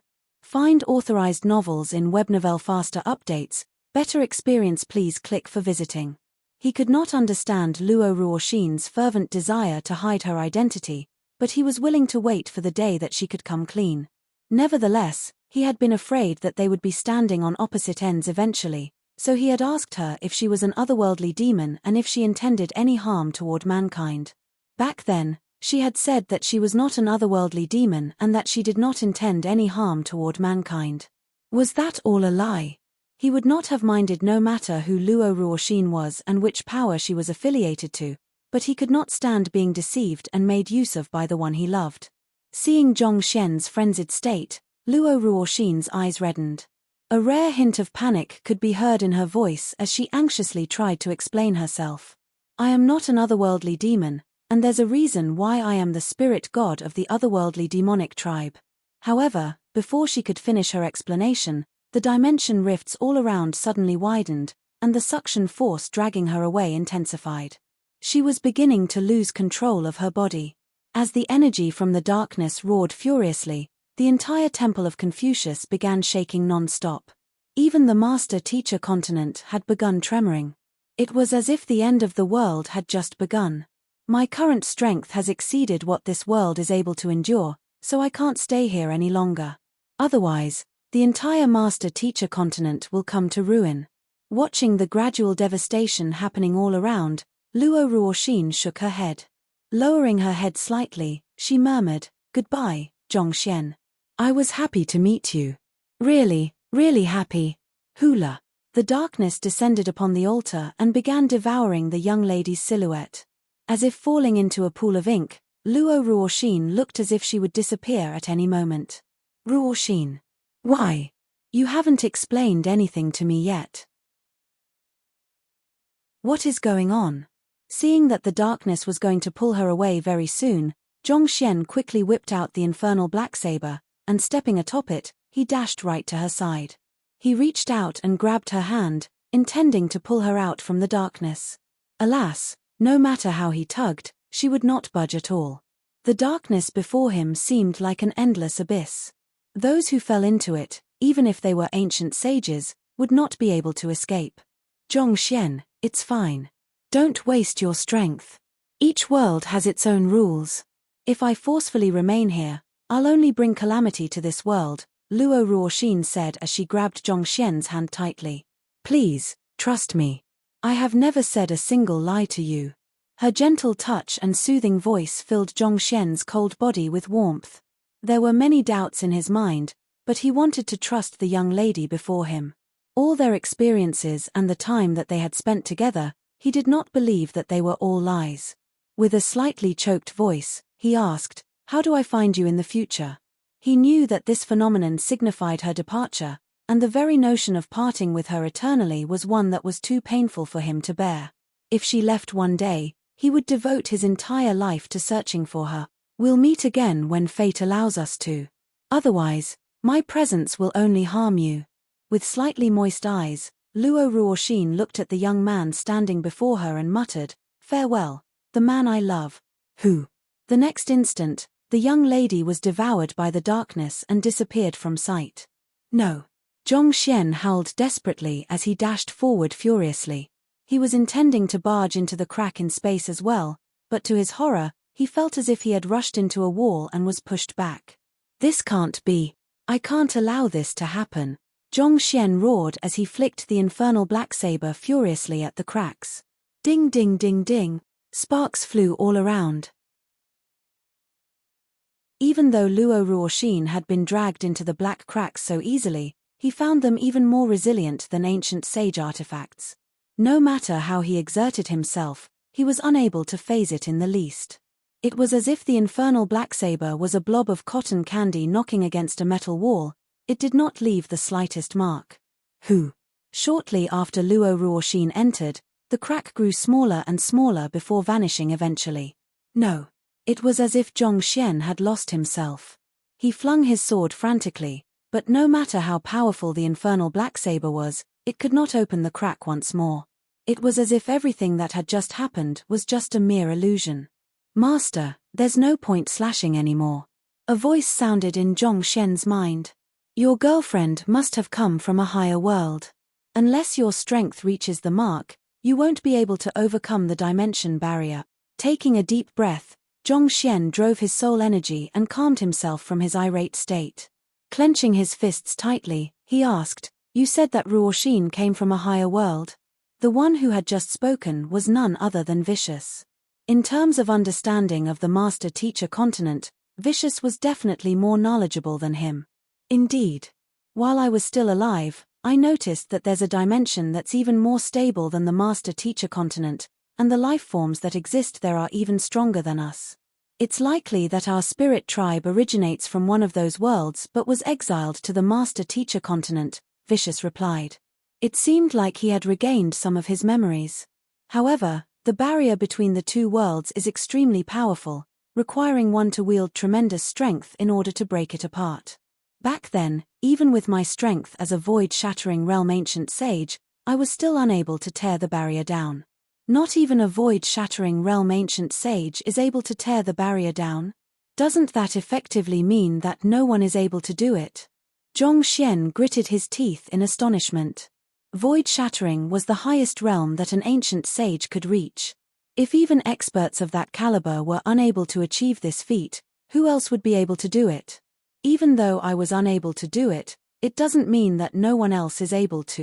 If I'm not mistaken, it's likely that Kongsha succeeded in doing it in the past. Vicious said. Kongsha. Indeed. Based on the history of the Master-Teacher Pavilion, Kongsha disappeared before his lifespan was up. Given his strength, there's no one who could have posed a threat to him. If he needed to, he could have gone into hibernation or used any external means to extend his lifespan. How could he have just disappeared without a trace? Zhongxian fell silent. He had never thought too deeply about Kongsha's disappearance before. However, the emergence of the black dimension rifts that swallowed Luo Ruoxin and the knowledge that there were higher worlds above the Master-Teacher continent sprouted some thoughts in his mind. Perhaps, just like Luo Ruoxin, Kongsha's strength had surpassed the limits of the world, and left with no choice, he had been forced to depart from the master-teacher continent. Due to that, his disappearance had been quiet and abrupt, such that it was not even recorded in history.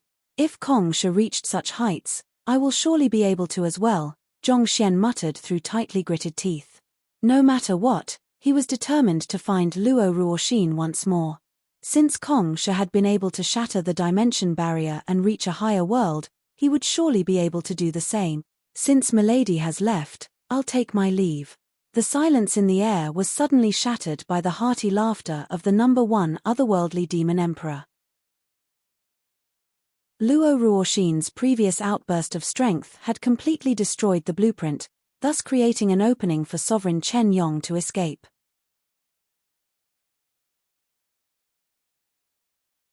Chapter 1776 The Arrival of the Two Sovereigns. Where do you think you're going? Ancient sage Yang Qing bellowed as his halberd warped into a flowing ray of light, darting in Sovereign Chen Yong's direction. At the same time, Zhong Hongtian charged forth, piercing toward Sovereign Chen Yong like a sharp sword. Find authorized novels in Webnovel faster updates, better experience please click for visiting. There was no denying Sovereign Chen Yong's strength, but his might had severely diminished after the intense battle with the others. In his current weakened state, he knew that he could not afford to simply disregard ancient sage Yang Qing and Zhong Hongtian's attacks anymore, or else he might really meet his end. Thus, he turned around and protected himself with a powerful swing of his saber. The two sides collided with one another, and all 3 experts spurted out fresh blood as they were sent flying. At that moment, they were running on fumes. What was fueling them was just a streak of resolute determination. Enduring his injuries, Sovereign Chen Yong stood up and coldly spat, "Have no doubt that I'll exact vengeance for what you have done today." It seemed like he suddenly sensed something else, and he quickly turned his sights away from ancient sage Yang Qing and Zhong Hongtian. He flicked his saber, and a pitch-black spatial passageway appeared before him. With a leap, he attempted to dash right in. If he was allowed to slip through the spatial passageway, it would be as good as allowing a fish back into the ocean. It would be nigh impossible find him once more. Gritting his teeth furiously, ancient sage Yang Qing raised the halberd in an attempt to seal the spatial passageway, only to see the escaping Sovereign Chen Yong coming to an abrupt halt. As if a fish being thrown ashore, no matter how he struggled, he was unable to move. "Sovereign Chen Yong, why are you in such a rush to leave?" A voice echoed through the air. "As old friends, don't you think that it's rude for you to snub us?" Following which, 2 towering silhouettes walked over from the depths of the void. Those 2 men wore clothes with a similar design to Sovereign Chen Yong's, just in a different color. They each wore a crown on their head, and the killing intent that they emanated was as black as ink.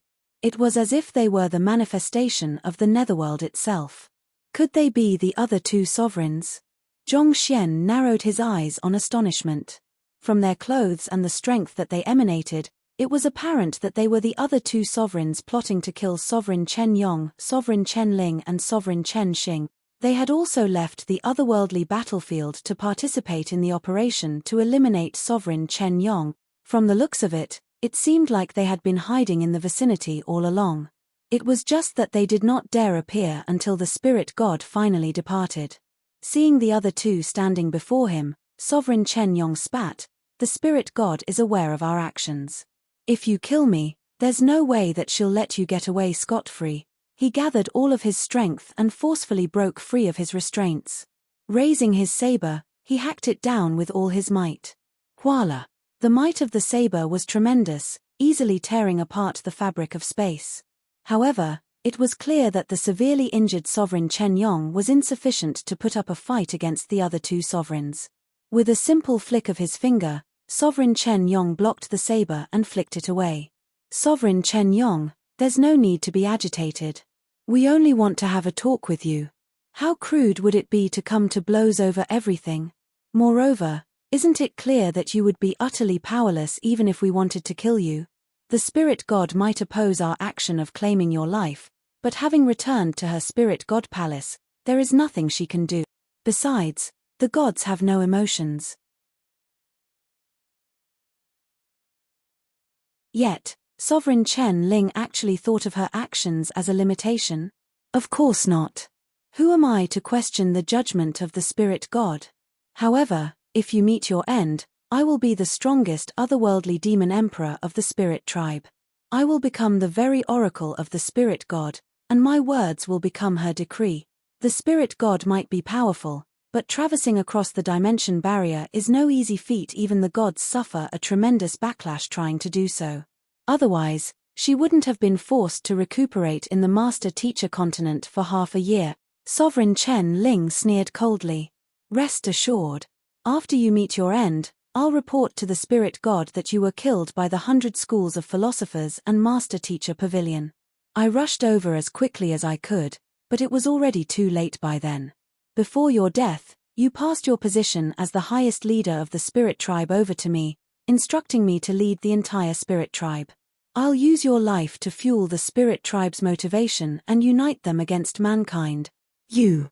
Sovereign Chen Yong glared at Sovereign Chen Ling coldly. That fellow had already planned out everything.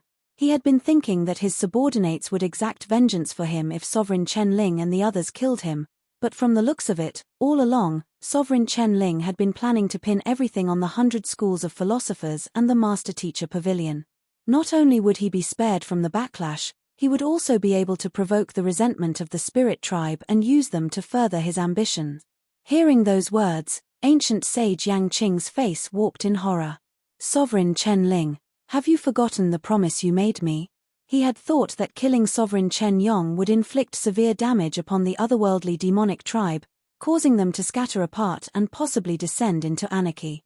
Yet, contrary to his expectations, the belligerent faction was not that of Sovereign Chen Yong but Sovereign Chen Ling. If Sovereign Chen Yong died, it was likely that the situation would run out of control.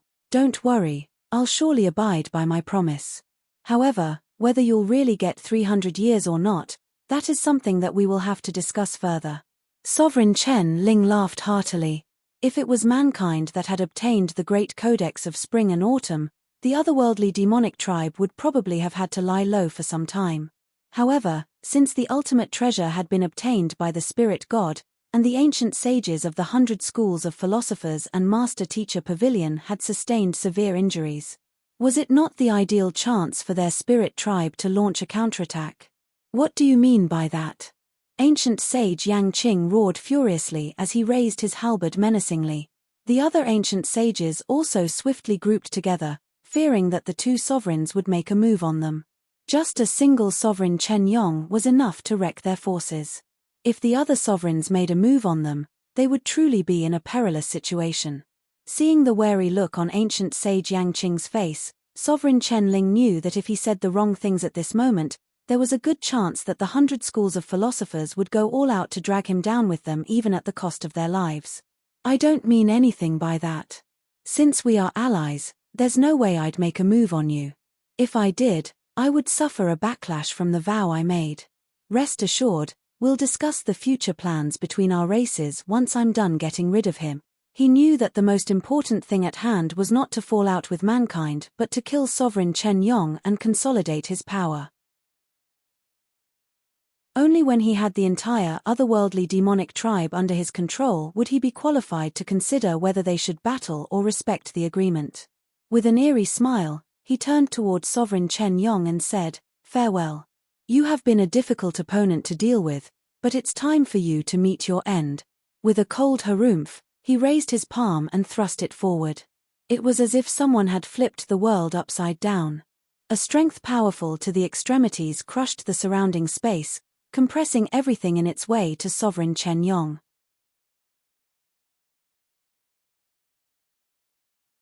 Chapter 1777. The final card. Humph. If you thought that I would go down without a fight, you thought wrong. Seeing that the other party had decided to sever their ties once and for all and make a move on him, Sovereign Chen Yong raised his saber, and a pitch-black flame engulfed his entire weapon. It was as if he had summoned the heavenly flame ordeal. The strongest battle technique of Sovereign Chen Yong, herald of the celestial flame, a flash of a saber carrying unparalleled sharpness and the destructive might of a heavenly flame, there was nothing in this world that could withstand its might. Heh. As if knowing that Sovereign Chen Yong would make this move, Sovereign Chen Ling sneered coldly. Raising his palm, He exerted immense pressure upon Sovereign Chen Yong, compressing the surrounding air to the point that it almost felt tangible to the touch. Respected as the #1 otherworldly demon emperor, Sovereign Chen Yong wielded strength that far surpassed the others, such that a collaboration between Sovereign Chen Ling and Sovereign Chen Xing would not even faze him. However, at that moment, due to his severe injuries, his strength was not even close to 1/10 of his peak.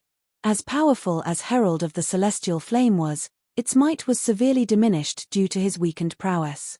As Sovereign Chen Ling's palm strike collided with his saber, the flames were extinguished, and his saber flew away to somewhere beyond his reach. Peng! As if a cannonball, Sovereign Chen Yong was slammed forcefully to the ground. His face paled, and fresh blood spurted out of his body.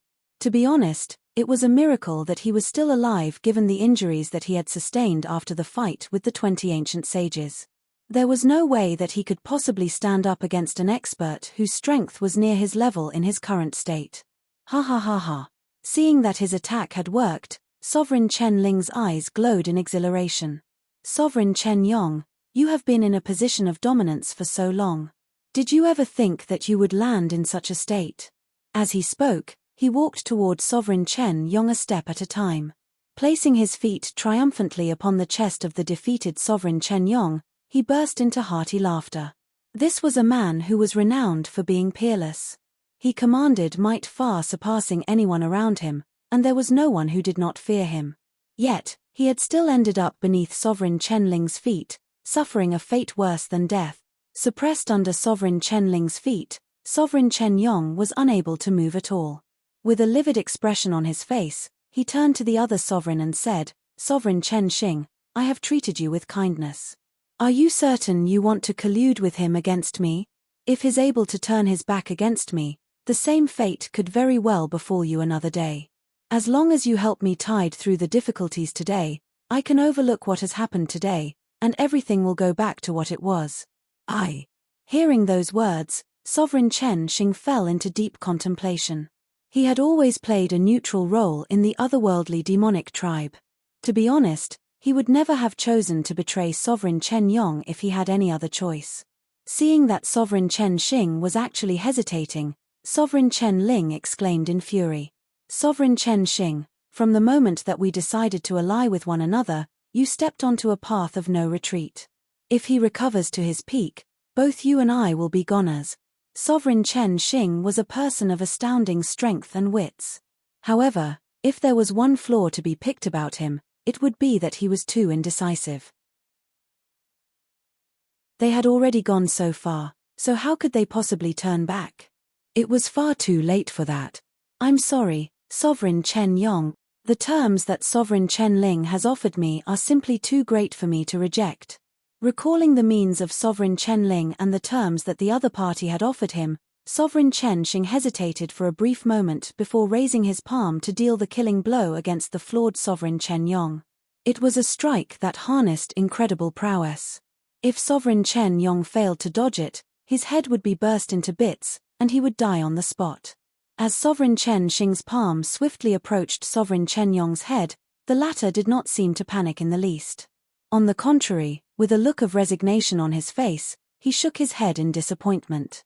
"As much as I don't want to acknowledge your betrayal, do you really think that I would get so careless, especially after the spirit god went to the extent of warning me about my circumstances?" "What?" Seeing the look on his face, the two sovereigns immediately felt a bad premonition. Sovereign Chen Ling bellowed, "Quick, kill him." They had no idea what Sovereign Chen Yong was up to, but they knew that it would be foolish to grant him the time that he needed to turn the tables on them. However, before the palm could even strike its target, both Sovereign Chen Xing and Sovereign Chen Ling suddenly felt a stabbing pain assaulting their chests. Lowering their heads, they saw two skeletal arms piercing through their chests from their backs. Vicious arms. Find authorized novels in Webnovel faster updates. Better experience, please click for visiting. Those two skeletal arms should have been restrained by the straw garment. The two sovereigns knew that vicious arms were the greatest trump card of Sovereign Chen Yong, so they had specially prepared the straw garment to block them. Yet, who could have known that the skeletal arms would still be able to break free of the restraints to impale their heart? Feeling their hearts being crushed by the skeletal arm, the two sovereigns felt their strength receding by the ebbing tide. Their bodies jolted from the impact before their knees fell to the ground. As blood reincarnation realm ancient sages, they were capable of reviving as long as a droplet of blood remained. However, that would require an immense amount of time and a huge accumulation of energy. Given how the two arms had crushed the source of their vitality in an instant, even if they were to survive the ordeal, their strength and lifespan would surely be severely compromised. The straw garment is an artifact left behind by Vicious himself, and it should be able to control his body. How could it? Feeling his life force swiftly draining from his body, Sovereign Chen Ling was still unable to believe what was going on. The straw garment that Bo Yu had brought out should have been able to control the consciousness sprouted in Vicious' body parts. It was something that Vicious had left behind in order to ensure that his body would eventually fuse together as one, thus allowing for his revival. They had tested the artifact before and verified its effectiveness. It should have been able to keep the two skeletal arms under control, so why was Sovereign Chen Yong still able to move them? Struggling to his feet, Sovereign Chen Yong spat coldly as he panted heavily. The consciousness sprouted within the skeletal arms has already been cleaned by the spirit god and replaced with mine. I knew that the two of you were biding your time around the area, and I was waiting for this opportunity to deal with you too. By default, the various body parts of Vicious would eventually sprout their own consciousness, but through the means of the spirit god, the consciousness in the skeletal arms had been wiped away and replaced with his own. As such, not even the straw garment was able to bring the arms under its control. When he heard earlier from the 100 schools of philosophers that they had conspired together with the other two sovereigns to kill him, he knew that the two sovereigns would surely make their way over personally in order to ensure his death. Otherwise, there was no way that they would have been able to rest in peace. As such, he had intentionally acted as if the skeletal arms were placed under the control of the straw garment in order to lower the two's wariness and unleash this unexpected blow on them.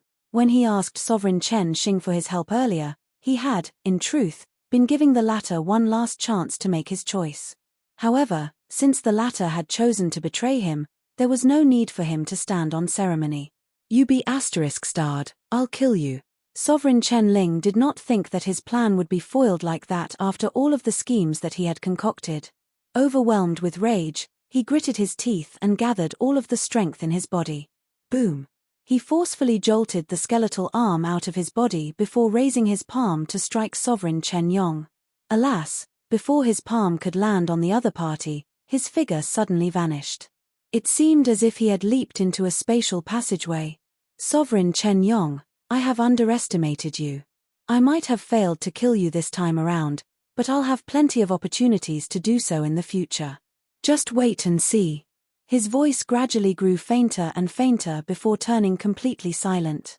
Everyone had thought that Sovereign Chen Ling was going to make a move, but who could have known that he would flee instead? Wait for me." Seeing how his comrade had fled without him, there was no way that Sovereign Chen Xing would dare remain in the area. He quickly turned around and fled as well. With the departure of the duo, Sovereign Chen Yong's body wobbled weakly before falling back to the ground. At the same time, the two skeletal arms that he had driven to assault the two sovereigns seemed to have lost all strength and plummeted to the ground as well. At that moment, he looked incredibly frail. Despite the imposing airs that he had put on earlier, the truth was that he had already completely depleted himself. Had those two sovereigns been any more courageous, he would have lost his life there and then. There was absolute silence for a moment before ancient sage Yang Qing and the others flew over to Sovereign Chen Yong's side. "Sovereign Chen Yong, you don't stand a chance against us in your current state. End your own life and preserve your dignity." The two sovereigns might have escaped, but they were still around. "You want me to end my own life?" Surrounded by so many ancient sages, Sovereign Chen Yong knew that there was no way that he would be able to leave alive. A look of resignation flickered across his face as he sighed deeply. "Who could have known that I would lose my life like this?" Raising his palm, Sovereign Chen Yong prepared to strike his hand on his forehead.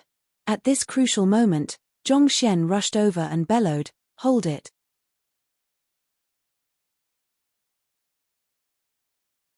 Chapter 1778 Sovereign Chen Yong mustn't die. Zhongxian clasped his fist respectfully and asked, "Will you allow me to speak first?" One of the ancient sages harumphed coldly. "This is a matter among the ancient sages. Who do you think you are to interfere in our discussions?" He was already growing impatient with this impertinent young man. Putting aside how he had exploited them earlier by selling them the slots at exorbitant prices, just the fact that he had personally brought the spirit god of the otherworldly demonic tribe into the Prime Hall to steal the great codex of spring and autumn was enough for him to be branded as an unpardonable criminal of mankind. The great codex of spring and autumn was a treasure left behind by Kongsha, and the fate of mankind banked on it. Yet, it had fallen into the hands of the otherworldly demonic tribe, thus placing the fate of mankind in jeopardy. After sinning so terribly, he still had the cheek to interfere in their affairs and save Sovereign Chen Yong. Filled with rage, he turned to the young man and hollered at him. "Huala!" Barely after those words were spoken, a saber flashed across the air. Alarmed, the ancient sage hurriedly backed away, but even so, he was still cut by the edge of the blade. Fresh blood trickled down from his arm. Turning back to look, he saw the young man wielding a saber that emanated a sinister light from its blade. "Am I qualified now?" Zhongxian remarked coldly. "You are courting death." As a proud ancient sage, there was no way that he could stand being assaulted by a junior many generations younger than him, not to mention that the junior was a mere great say. Were it not for the fact that he had sustained severe injuries from the fight with Sovereign Chen Yong earlier, there was no way that an artifact that had barely reached ancient sage could possibly have harmed him. Ancient sage Yang Qing raised his hand to calm down the raging ancient sage before turning to Zhongxian with a deep frown. "What do you intend to say?" He did not expect the young man to be so extreme as to harm one of his comrades over something as minor as this. "Sovereign Chen Yong mustn't be killed just yet," Zhongxian said. "He mustn't be killed." The ancient sage who had just been injured by the infernal black saber flew into a rage after hearing those words. Flinging his sleeves, he roared, "Do you know how many experts of mankind he has killed over the years? As a master teacher, how can you plead for mercy for him instead of avenging your comrades? Zhong Hongtian, is these the kind of principles that your Zhong clan and the master teacher pavilion pass down to juniors?"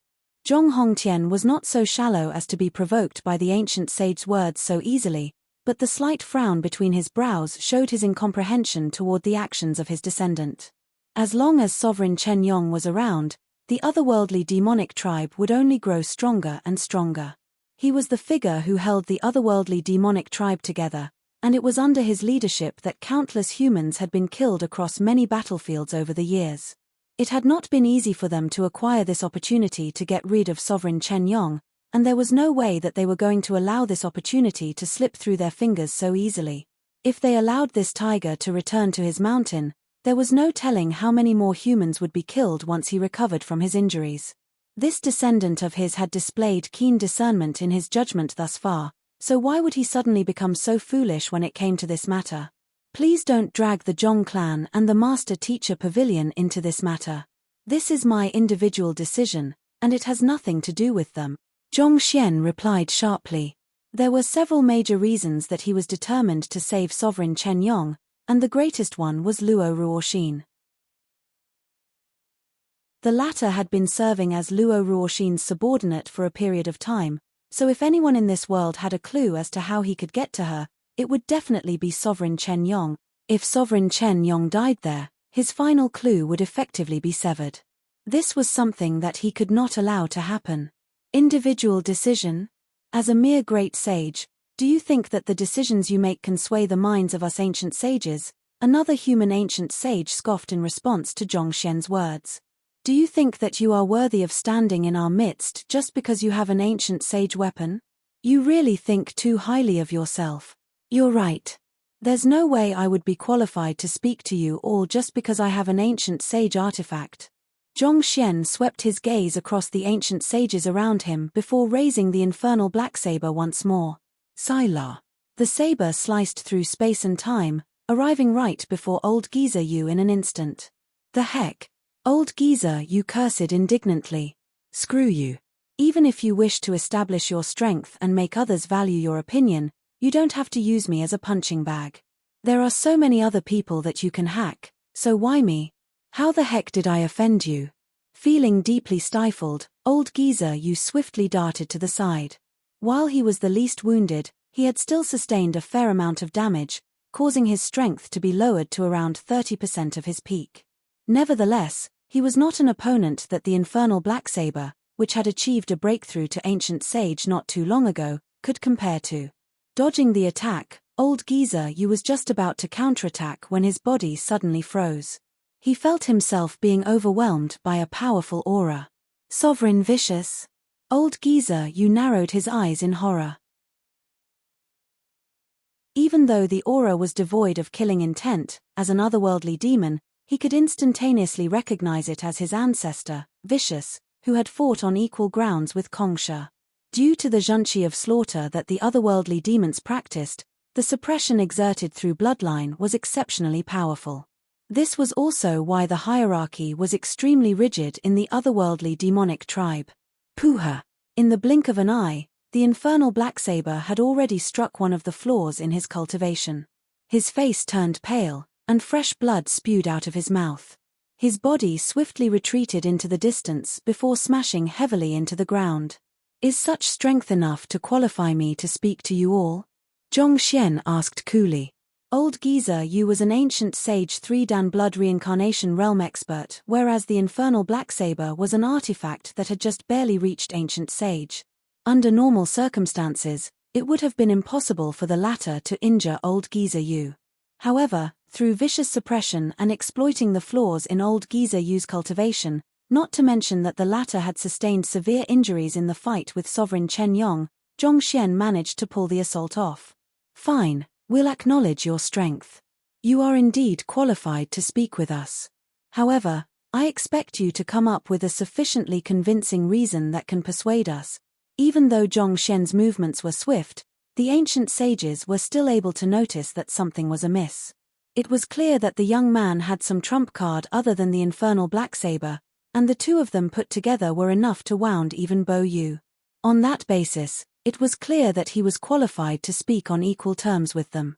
Zhong Xian looked over and said, I don't know about the matter of the 100 schools of philosophers collaborating with Sovereign Chen Ling and Sovereign Chen Xing to deal with Sovereign Chen Yong. However, I believe that you should have felt Sovereign Chen Ling's belligerence earlier. Do you really expect him to hold up to the end of his promise? Just think about it.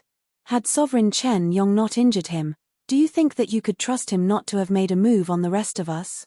The crowd fell silent upon hearing those words. To be honest, if not for Sovereign Chen Yong's trump card, it was very likely that Sovereign Chen Ling would have broken his promise and made a move on the rest of them. Perhaps, that fellow might even have planned that from the very start.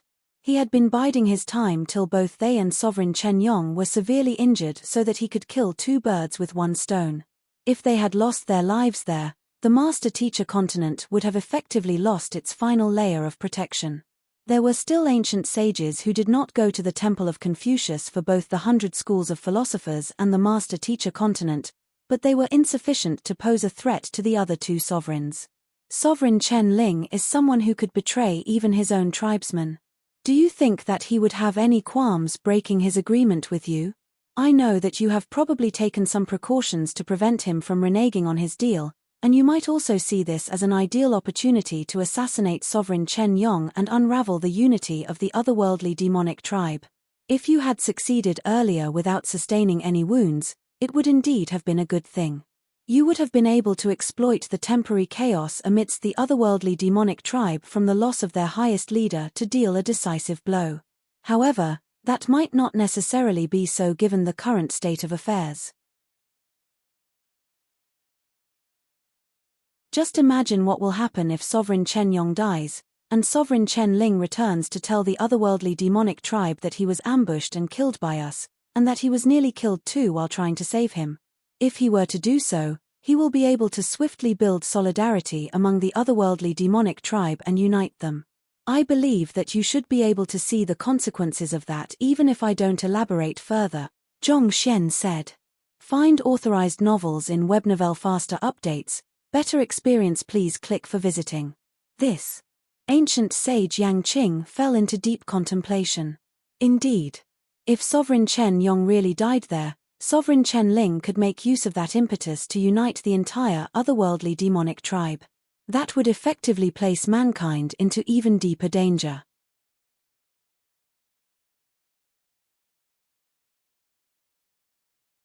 Chapter 1779. You owe the Master Teacher Pavilion an explanation. After a long moment of contemplation, ancient sage Yang Qing turned around and asked, "What do you suggest then?" "It's very simple.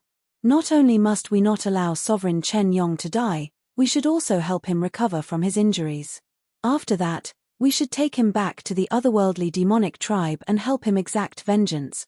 Sovereign Chen Ling and Sovereign Chen Xing might be weaker than him, but as two of the three sovereigns, it would be naive to assume that we would be able to deal with them easily. If we can turn this into an internal strife among the otherworldly demons, mankind will be granted some breathing space, and perhaps an opportunity that we can exploit will arise," Zhong Xian said. They were speaking through telepathic communication, and ancient sage Yang Qing had also isolated space in advance. As such, Sovereign Chen Yong was unable to listen to the contents of their conversation. Sovereign Chen Yong is currently filled with hatred for the other two sovereigns who have betrayed him. He will probably think of murdering them even in his dreams. If we can make use of this opportunity to get him to sign a non-aggression agreement with us, it will be to our benefit to have him re-establish control over the otherworldly demonic tribe. Zhong Xian continued. There's some sense to what he's saying. Zhong Hongtian nodded in agreement. Since it was possible for them to sign an agreement with Sovereign Chenling, there was no reason that they could not sign an agreement with Sovereign Chen Yong.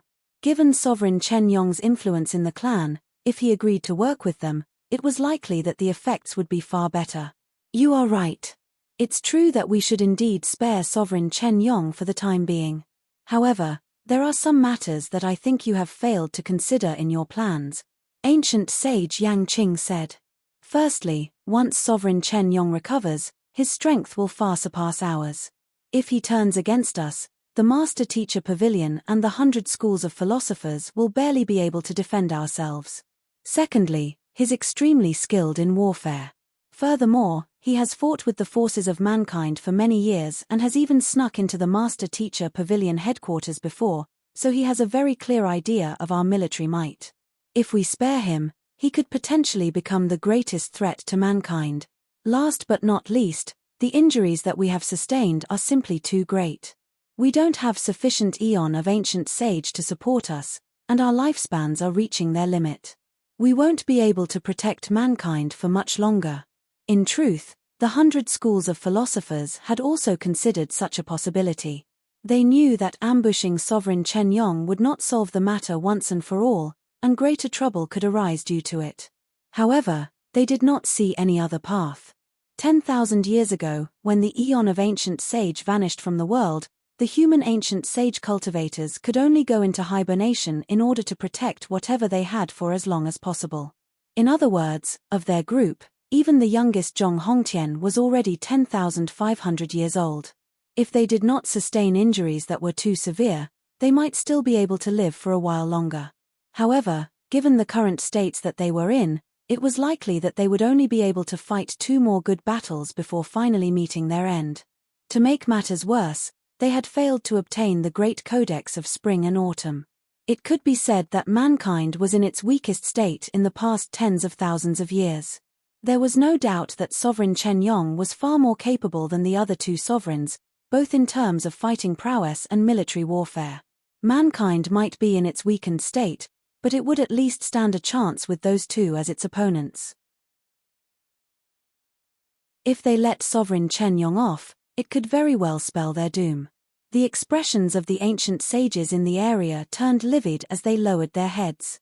It could not be helped that the lifespan of mankind could not come close to matching that of the otherworldly demonic tribe. These were the cards that mankind had been dealt, and they could only try to make the best out of it. With the limitations of their lifespans and the absence of eon of ancient sage, so long as they were unable to produce newer ancient sages steadily, it would only be a matter of time before they were slowly ground to death. This is a very simple problem, Zhong Xian said. I can just plant an irresolvable lethal poison in his body. If he dares to renege the promise that we have made and attacks mankind, that poison will ensure his death. The other two sovereigns will already be dead by then, so mankind won't be in so much danger even if mankind doesn't have any ancient sages remaining then. Furthermore, Yangshe has just made a breakthrough, and it was likely that more ancient sages will emerge in time. There's no need to worry too much about security. Even though the canvas of 4 seasons contained the eon of ancient sage, there was a limit to how much was in there. It might not even be enough for his parents, himself, and his disciples to achieve breakthroughs, so it was not convenient for him to share it with others. What kind of poison could still be effective on blood reincarnation realm cultivators? Ancient sage Yang Qing was stunned. Blood reincarnation realm cultivators were able to create a new life through even just a droplet of blood. Be it their physical body or soul, they were already completely free of impurities, thus making it nigh impossible to afflict them with poison. Were there still poisons in the world which could affect experts of such caliber? You need not worry about that. Since I've made such a claim, it goes without saying that I am confident.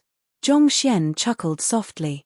Ordinary poison would indeed be ineffective against experts of Sovereign Chen Yong's caliber, but the Heaven's Pathshanchi was extremely fine and could dive into any single part of the body. If needed, it could even divide itself and hide in every single droplet of blood in a cultivator's body, thus making it extremely difficult to guard against it. With Zhenqi that could destroy their vitality within their body, even blood reincarnation realm cultivators would have a huge headache trying to cope with it. As long as they were unable to rid themselves of it, they would forever be controlled by it. There was a moment of silence before ancient sage Yang Qing finally relented with a nod. We are willing to believe in you, and we can deal with ancient sage Yang Qing as you have suggested. However, don't you think that you owe mankind an explanation as well? Me. You brought the otherworldly demonic tribe spirit god into the Prime Hall, allowing her to successfully assimilate the great codex of spring and autumn, thus causing this opportunity to slip through the fingers of mankind. It'll be impossible for you to keep this matter under wraps, and the escaped Sovereign Chen Ling and the others have already started spreading the news around. If you don't offer an explanation, all of the master teachers and humans in the world would view you as an outsider. You will find no place for yourself within the master teacher pavilion anymore. Ancient sage Yang Qing said. Zhongxian fell silent. Find authorized novels in Webnovel faster updates. Better experience, please click for visiting. He had been unaware that Luo Ruoxin's true identity was the spirit god. However, there was no one in the world who would believe or accept such an explanation. The great codex of spring and autumn was the ultimate treasure that Kongsha had left behind for the later generations, but it had ended up being obtained by the otherworldly demonic tribe. Just because of that, it would be impossible for others to forgive him. Once the news spread, it could be foreseen that the master teachers and humans all over the world would begin viewing him in hostility. No matter how he tried to explain himself, he would be an outcast. To have the spirit god as one's girlfriend, there was no one who would believe that he was completely unaffiliated with the otherworldly demonic tribe. Even if he could explain everything perfectly to them, they would only question him on the things he had not done. He had grabbed Luo Ruoxin's hand back then, so why did he not snatch the great codex of spring and autumn back from her? No matter how great a contribution he had made in the past, this was an error fatal, bad enough to turn him into the sworn enemy of the whole of mankind. He was already cornered, and it was unlikely that he would be able to make a comeback. Taking a deep breath, Zhongxian spoke resolutely. I'll give the Master Teacher Pavilion and the world a satisfactory explanation. That would be for the best. Seeing that the young man had caught his drift, ancient sage Yang Qing nodded before falling silent. He could not be bothered to make a move on a mere aureate body realm cultivator. Zhongxian drove his Heaven's Path Zhenqi into Sovereign Chen Yong's body and concealed it all around. At the same time, he took out some pills to help him recover from his injuries. However, the injuries that Sovereign Chen Yong had incurred were simply too heavy, such that it had shaken his very foundation and longevity. Ordinary pills were not of much use to him. Thank you for saving my life, young master. Death is no longer something that scares me, but before I meet my end, I must drag those two down with me. Sovereign Chen Yong did not know the content of their conversation, but he knew that it was Zhongxian who had pleaded on his behalf. Thus, he stood up and clasped his fist in gratitude. He had not paid too much heed to Sovereign Chen Ling and Sovereign Chen Xing in the past, but who could have known that it would be his greatest ever blunder? Since he was able to return alive, he was determined to make them suffer his wrath and pay the price for their actions. "There's no need to stand on ceremony," Zhongxian replied. Following which, he looked at Sovereign Chen Yong questioningly and asked, "What's your relationship with Vicious?"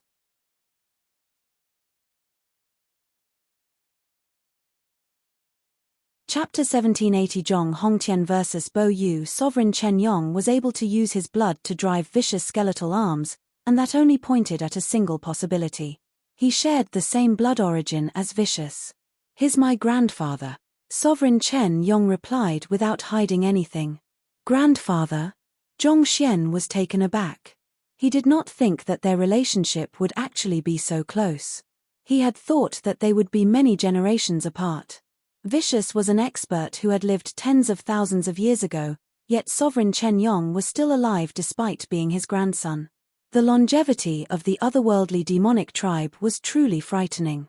"The spirit god told me that you have already gathered much of my grandfather's body parts, young master, and she instructed me to coordinate with you on this matter. Since that's the case, I'll give this pair of arms to you. Even though it's insufficient to allow my grandfather to return to his peak, it should be sufficient for him to recover to the blood reincarnation realm." With a flick of his wrist, the two arms on the ground flew over to Zhongxian's side. "Thanks." It was true that he was collecting Vicious body parts. Since Sovereign Chen Yong was willing to give the arms to him, he had no intention of standing on ceremony. He took out a book of Heaven's Path, and before long, the arms had already fully fused with the Vicious sealed within the book. Sensing the perfect fusion of the arms with the body, which meant that Vicious did not go into hibernation as a result of the conflicting wills among the body parts, Zhongxian asked doubtfully, "You have removed the consciousness inside the arms?" "The spirit god helped me to remove the consciousness within the skeletal arms and replaced it with my own will.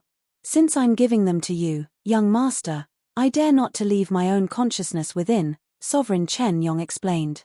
Find authorized novels in Webnovel faster updates. Better experience, please click for visiting. Having witnessed the young man's unbelievable talent and his relationship with the spirit god, Sovereign Chen Yong dared not to disrespect him. As Sovereign Chen Ling and Sovereign Chen Xing had not had much contact with the spirit god, they were not clear of just how powerful the spirit god was. However, there was no way that Sovereign Chen Yong could be unaware of it. If the spirit god truly released her powers, the entire master-teacher continent would be destroyed. How could a person who could catch the eye of the spirit god possibly be average? In view of that, Sovereign Chen Yong would not give up on any opportunity to establish goodwill with the young man. Besides, the young man had also just saved his life. "Thank you." Zhongxian heaved a sigh of relief. Vicious was one of his greatest trump cards at the moment, and it would be a pity if Vicious fell into a coma as a result of conflicting wills. As long as Vicious obtained sufficient energy, he would be able to recover to his peak soon enough. With a tap of his finger, a jade bottle was brought into the library of Heaven's Path. It was filled with the otherworldly demon ancient sage blood that he had gathered thus far. Vicious swiftly took in the otherworldly demon ancient sage blood, and the next instant, incredible energy was surging through his body. "Reinforce your cultivation," Zhongxian instructed before closing the Book of Heaven's Path and stowing it back into the library of Heaven's Path. "Right, young master. This is the straw garment that my grandfather left behind. If you assimilate it and fuse it together with his body, it'll quicken the process which my grandfather is able to develop his flesh and blood at," Sovereign Chen Yong said as he pointed at the artifact above. "It'll help Vicious develop flesh and blood." Zhongxian's eyes lit up upon hearing those words. According to Vicious, the fastest way to quicken his revival was to devour the flesh and blood of master teachers. As such, while some parts of Vicious' body had already developed flesh and blood, others like the upper body remained as skeleton. Naturally, Zhongxian would not resort to such means, so he had put off the matter so far. If the straw garment was really able to help Vicious develop blood and flesh, That would enhance vicious fighting prowess significantly. Zhong Xian leaped up and reached out for the straw garment. Upon seeing Zhong Xian's actions, the face of old geezer Yu, who was in the midst of recuperating from his injuries, darkened. What are you doing? That's a property of Sovereign Chen Ling. However, before he could finish his words, a burst of sword chi suddenly surged in his direction. Puha! Puha! 2 blooded holes were torn through his body as fresh blood spurted frenziedly from his mouth. Zhong Hongtian, what the heck are you trying to pull? Old geezer Yu roared in fury. The person who had just made a move was none other than Zhong Xian's predecessor, Zhong Hongtian. It was just a moment ago that they had put aside their differences to deal with Sovereign Chen Yong together. Why would the other party suddenly make a move on him? What am I trying to pull here? Nothing much, really. It was with no other options that I collaborated with you to deal with Sovereign Chen Yong, but don't you think that it's about time for us to resolve our personal grudges? Zhong Hongtian scoffed coldly as he raised the sword in his hand imposingly. He did not want to hinder the plans of the 100 schools of philosophers earlier, so he had no choice but to temporarily work together with the ancient sages of the otherworldly demonic tribe. However, with the matter regarding Sovereign Chen Yong resolved, it was about time for them to resolve their grudges. You want to kill me? Do you think that I'm afraid of you? Old geezer Yu stood up and roared. However, let's make things clear first. If you lose, you'd better obediently step aside and allow us to leave. It was not that he chose to foolishly linger around the area after the end of the battle, but with the ancient sages of the 100 schools of philosophers and the master-teacher pavilion eyeing them warily, they dared not to make a move recklessly. Since Zhong Hongtian was intending to resolve their personal differences, it would be good if they could settle the both of them together. Old geezer Yu knew that the humans would attempt to make a move on them after dealing with Sovereign Chen Yong, so he had intentionally held back a little during the battle earlier. As such, the injuries that he had sustained were significantly lighter than Zhong Hongtian's. If they faced one another in a battle, it was hard to tell who the ultimate victor would be. I'll agree to your request. Zhong Hongtian nodded. He turned to the crowd and said, Today, I'll be settling the personal grudges between me and old geezer Yu. If I lose by any chance, it will be due to my own weakness.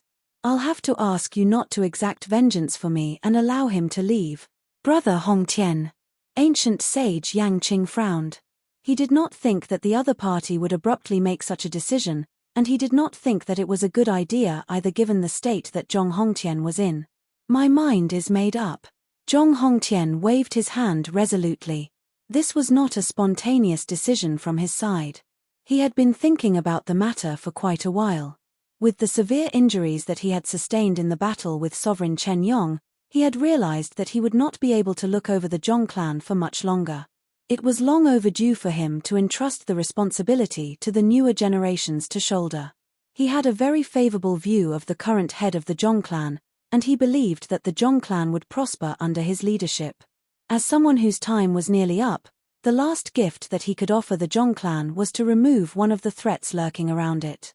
With this, he would be able to face his predecessors and brothers who had died protecting the Zhong clan and mankind. This would be the final sacrifice that he made for mankind. Having made up his mind, Zhong Hongtian slashed out a deluge of sword chi toward old geezer Yu, engulfing the latter in devastating attacks. Humph! Seeing that Zhong Hongtian's might had dwindled significantly due to his injuries, old geezer Yu heaved a sigh of relief. Concentrating his zhunqi on his arms, a pair of phantasmagoric claws overlapped with his hands. Ding ding ding ding! The two ancient sage experts began clashing with one another. As blood reincarnation realm experts, they had many tricks up their sleeves. For the moment, they seemed to be equally matched with one another. Brother Hongtian overexerted himself in the battle against Sovereign Chen Yong earlier, and he has sustained significant injuries in the battle as well. I fear that he won't be an opponent for old geezer Yu, one of the ancient sages of the master-teacher pavilion remarked worriedly. Old geezer Yu is incredibly cunning. By going on the defensive, it's apparent that he's trying to stall for time till Brother Hongtian runs out of stamina before launching a counterattack. Should we step in and help him? An ancient sage from the 100 schools of philosophers asked. The movements of the two ancient sages were sharp and ingenious, and it seemed as if they were equally matched with one another. However, the ancient sages could easily tell that Zhong Hongtian's strength was far beneath what he was usually capable of, and he would only continue growing weaker throughout the course of the battle. If it continued, even his life would be threatened. In comparison, old geezer Yu was much more energetic. He had been flitting around the area, finding opportunities to slip blows in. Rest assured, Brother Hongtian will not lose. Yang Shi chuckled softly. He won't lose. The other two ancient sages who had been speaking a moment earlier were slightly perplexed by those words. As veteran ancient sages, it was apparent to them that Zhong Hongtian was in a disadvantageous position. Yet, as an ancient sage who had made a breakthrough not too long ago, how could Yang Shi be so certain that Zhong Hongtian would win? Yang Shi noticed the doubt in their voices, but he did not explain himself. Instead, he turned his gaze toward the young man in the sky, who was in the midst of assimilating the straw garment. Earlier, that young man had given Zhong Hongtian a jade token filled with the flaws of old geezer Yu's cultivation. With such knowledge, Zhong Hongtian's victory was practically guaranteed.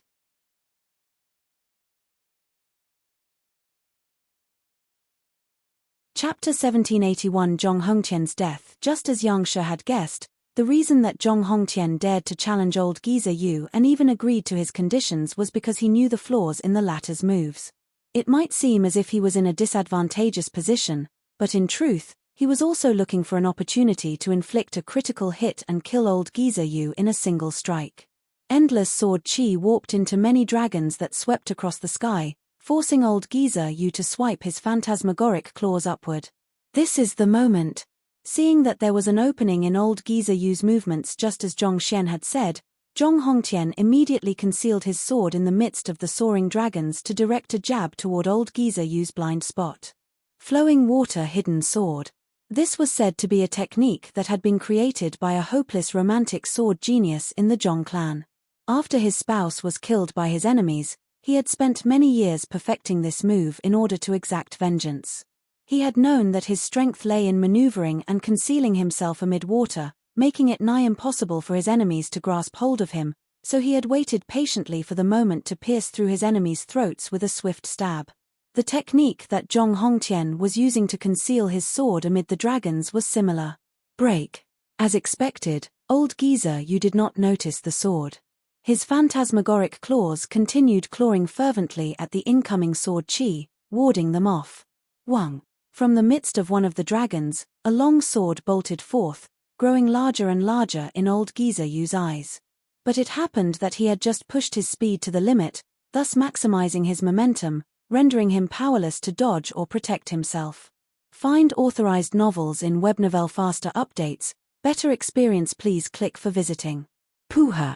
The sword pierced right through old geezer Yu's throat, and devastating might poured forth to destroy the vitality within his body. Why you? How could you have known that there's 1/100th of a second intermission at the end of this technique of mine? Old geezer Yu's eyes were widened in disbelief. He dared not believe that he was going to lose his life just like that. For the past 10,000 years, the two of them had fought on multiple battlefields, and they were already familiar with one another's techniques. It was true that Zhong Hongtian had always been slightly stronger than him, but even though old geezer Yu was unable to win against the other party, he had never faced any problem protecting himself. But at that very moment, the battle technique that he had just executed consisted of him launching swipes in quick succession with his phantasmagoric claws. On the 17th swipe, due to a trauma that he had sustained in the past, there would be 1/100th of a second opening in his movements. However, as the technique was simply too swift, the peers that he had cultivated with and even Sovereign Chen Ling were unaware of this opening. How did Zhong Hongtian know about this opening of his and even sharply grasp the timing to breach his defenses? You have lost. Zhong Hongtian uttered coldly as he raised his eyebrows imposingly. Boom. Endless sword chi exploded within old geezer Yu, causing his body to burst apart. Tzzzzzz. A book swiftly flew over to devour the splattered flesh and blood of old geezer Yu. Zhong Hongtian raised his head, only to see that Zhong Xian had successfully tamed the straw garment and was looking over, clasping his fist. Congratulations, old ancestor. It's due to your credit that I was able to kill him. Zhong Hongtian chuckled heartily. However, as soon as the tension left his body collapsed weakly to the ground. He had managed to kill old geezer Yu, but he had completely depleted himself in the midst of doing so. Old ancestor. Alarmed, Zhong Xian rushed over and desperately infused his Heaven's Path Zhenqi into the body of the other party. However, as if a sack filled with holes, Zhong Hongtian's body was no longer able to retain energy. How could this be? Zhong Xian panicked. He quickly took out a couple of grade 9 pills and fed them into Zhong Hongtian's mouth. His Heaven's Path Zhenqi had rarely failed him, and there were many times when he had brought others back from the gates of hell. This was the first time that it was proving to be completely useless. Zhong Hongtian was the final ancient sage of the Zhong clan, and Zhong Xian was extremely fond of his personality and temperament. He could not allow anything to happen to him. Allow me to take a look. Ancient sage Yang Qing flew over and helped Zhong Hongtian up. Placing his finger on the latter's pulse, he lowered his gaze contemplatively for a moment before shaking his head. I'm afraid that he has already reached the limit of his lifespan. There's nothing that you can do that will help him anymore. How can this be? He's the youngest of you lot. How could he have reached the end of his lifespan first? Zhong Xian refused to believe what he was hearing. Zhong Hongtian was known as the most talented expert of his era, having reached ancient sage in his 500s. Even though 10,000 years had passed since then, he had spent most of his time in hibernation. In terms of lifespan, he should be able to outlive all of the other ancient sages. How could he possibly have reached the end of his lifespan ahead of the others? He expended most of his blood essence in the battle with Sovereign Chen Yong earlier. In order to ensure that old geezer Yu is dead through and through, he went all out and overexerted himself. At this very moment, he's already completely dried out. There's nothing that you can do to save him. The ancient sages gathered there knew that they did not have too long to live, but ancient sage Yang Qing still could not help but sigh in desolation upon seeing that another person of his era was going to meet his end. Ancient sages were able to reattach severed limbs and revive themselves from a mere droplet of blood, but they were unable to break free from their destiny and outlive the limits of their lifespan. No matter how powerful a cultivator was, once they reached the limits of their lifespan, they would be reduced to a pile of dirt. No matter how nobly or humbly they had lived, this was the ultimate fate that awaited all life. Even though Zhong Hongtian was comparatively younger than the ancient sages gathered there, he had gone all out in every battle that he had been in, causing a severe deficiency in his body's vitality. In fact, if not for the blood transfusion 20 years prior, he would have already met his end. In a way, it was a miracle that he had lasted so long and even fought 2 good battles. Zhong Xian turned to Yang Xian and exclaimed anxiously, "Yangshe, aren't you able to transfuse bloodlines? Move my blood to the old ancestor. Perhaps it might save his life." Looking at the flustered Zhong Xian, Yang Xian shook his head with bitter helplessness and said, "Senior, you have already transfused your blood to him once. Your blood won't be effective on him anymore." But Zhong Xian wanted to argue the matter, but he was interrupted by Yangshe. Birth, aging, affliction, and death. This is the natural cycle of life. Not even ancient sages are able to break out of this cycle. Back in its prime, the Zhong clan was famed for its 9 great ancient sages, and there was no one who didn't look up to it. But as time went by, each of them turned into a tablet on top of an altar, becoming legends of the past that others recall now and then. Hearing those words, Zhong Xian fell silent. "There's no need to grieve over me." Zhong Hongtian looked at his descendant with a faint smile on his face. "The reason I held on for so long is because I'm the only ancient sage left in the Zhong clan. If I had died, the entire clan would have fallen into decline. I'm really glad that you have appeared. With your ability, you would even be able to stand your ground against me. I have no more worries." But Zhong Xian's eyes reddened. Life and death are part of the world's natural cycle. From the moment that the eon of ancient sage vanished from the world and I decided to go into hibernation, Zhong Hongtian was already dead. The only reason I've been clinging on to life was to prolong the survival of the Zhong clan and mankind. Zhong Hongtian said deeply. Your appearance has liberated me of the responsibilities I shouldered. I can finally rest without any worries. This is not a sorrowful occasion but a happy one. The only remaining concern I have is you.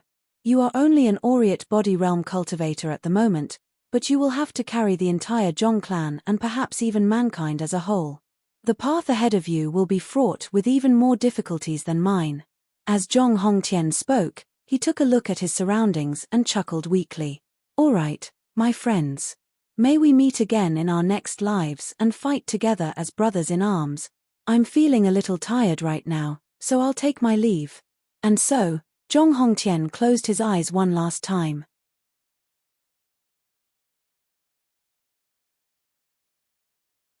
Chapter 1782. Zhong Xian falls into a coma. Brother Hongtian. Looking at the corpse before them, everyone was rendered silent. Grim looks could be seen all around the room. This was especially for those from the Master-Teacher Pavilion.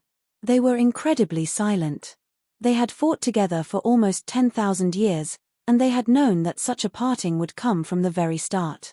However, when the time eventually came, they still felt a little empty inside. Even those as powerful as ancient sages aren't able to escape the laws of time. Ancient sage Yang Qing shook his head and sighed. Aren't ancient sages existences who have exceeded the heavens? Why are they still controlled by the laws of the world? Zhong Xian asked. As beings who were reputed to have exceeded the heavens, he found it incomprehensible that they were still limited by the laws of the world, incapable of controlling even their own life and death.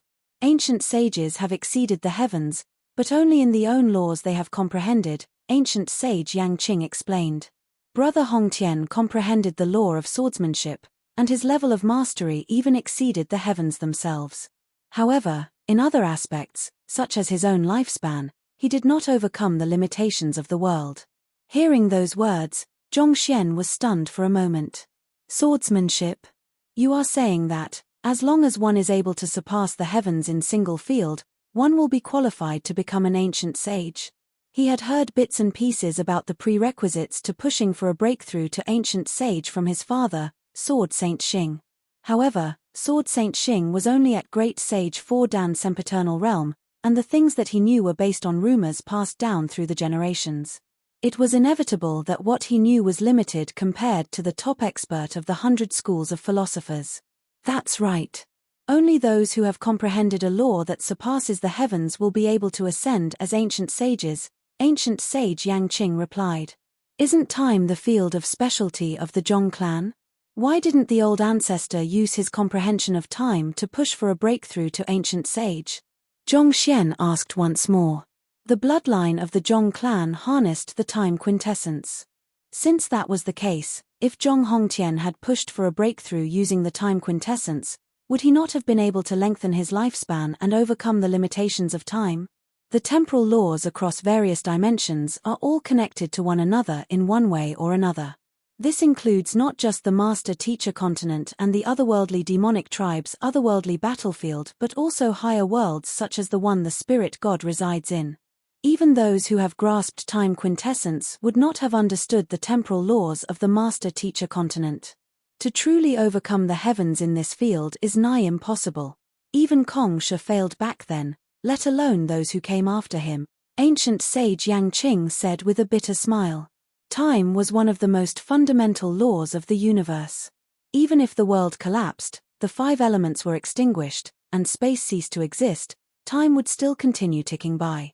How could such a powerful rule possibly be mastered and controlled that easily? If Kong Shi had truly been able to comprehend temporal laws, he would not have vanished into the annals of history. You're right. Zhong Xian nodded in agreement. He was able to make use of the powers of his bloodline to influence the flow of time and hasten his movements, but he was unable to change the very essence of time. The essence of time is simply too difficult to comprehend. If I was able to comprehend it, perhaps I might still have been able to do something to save old ancestor Hongtian.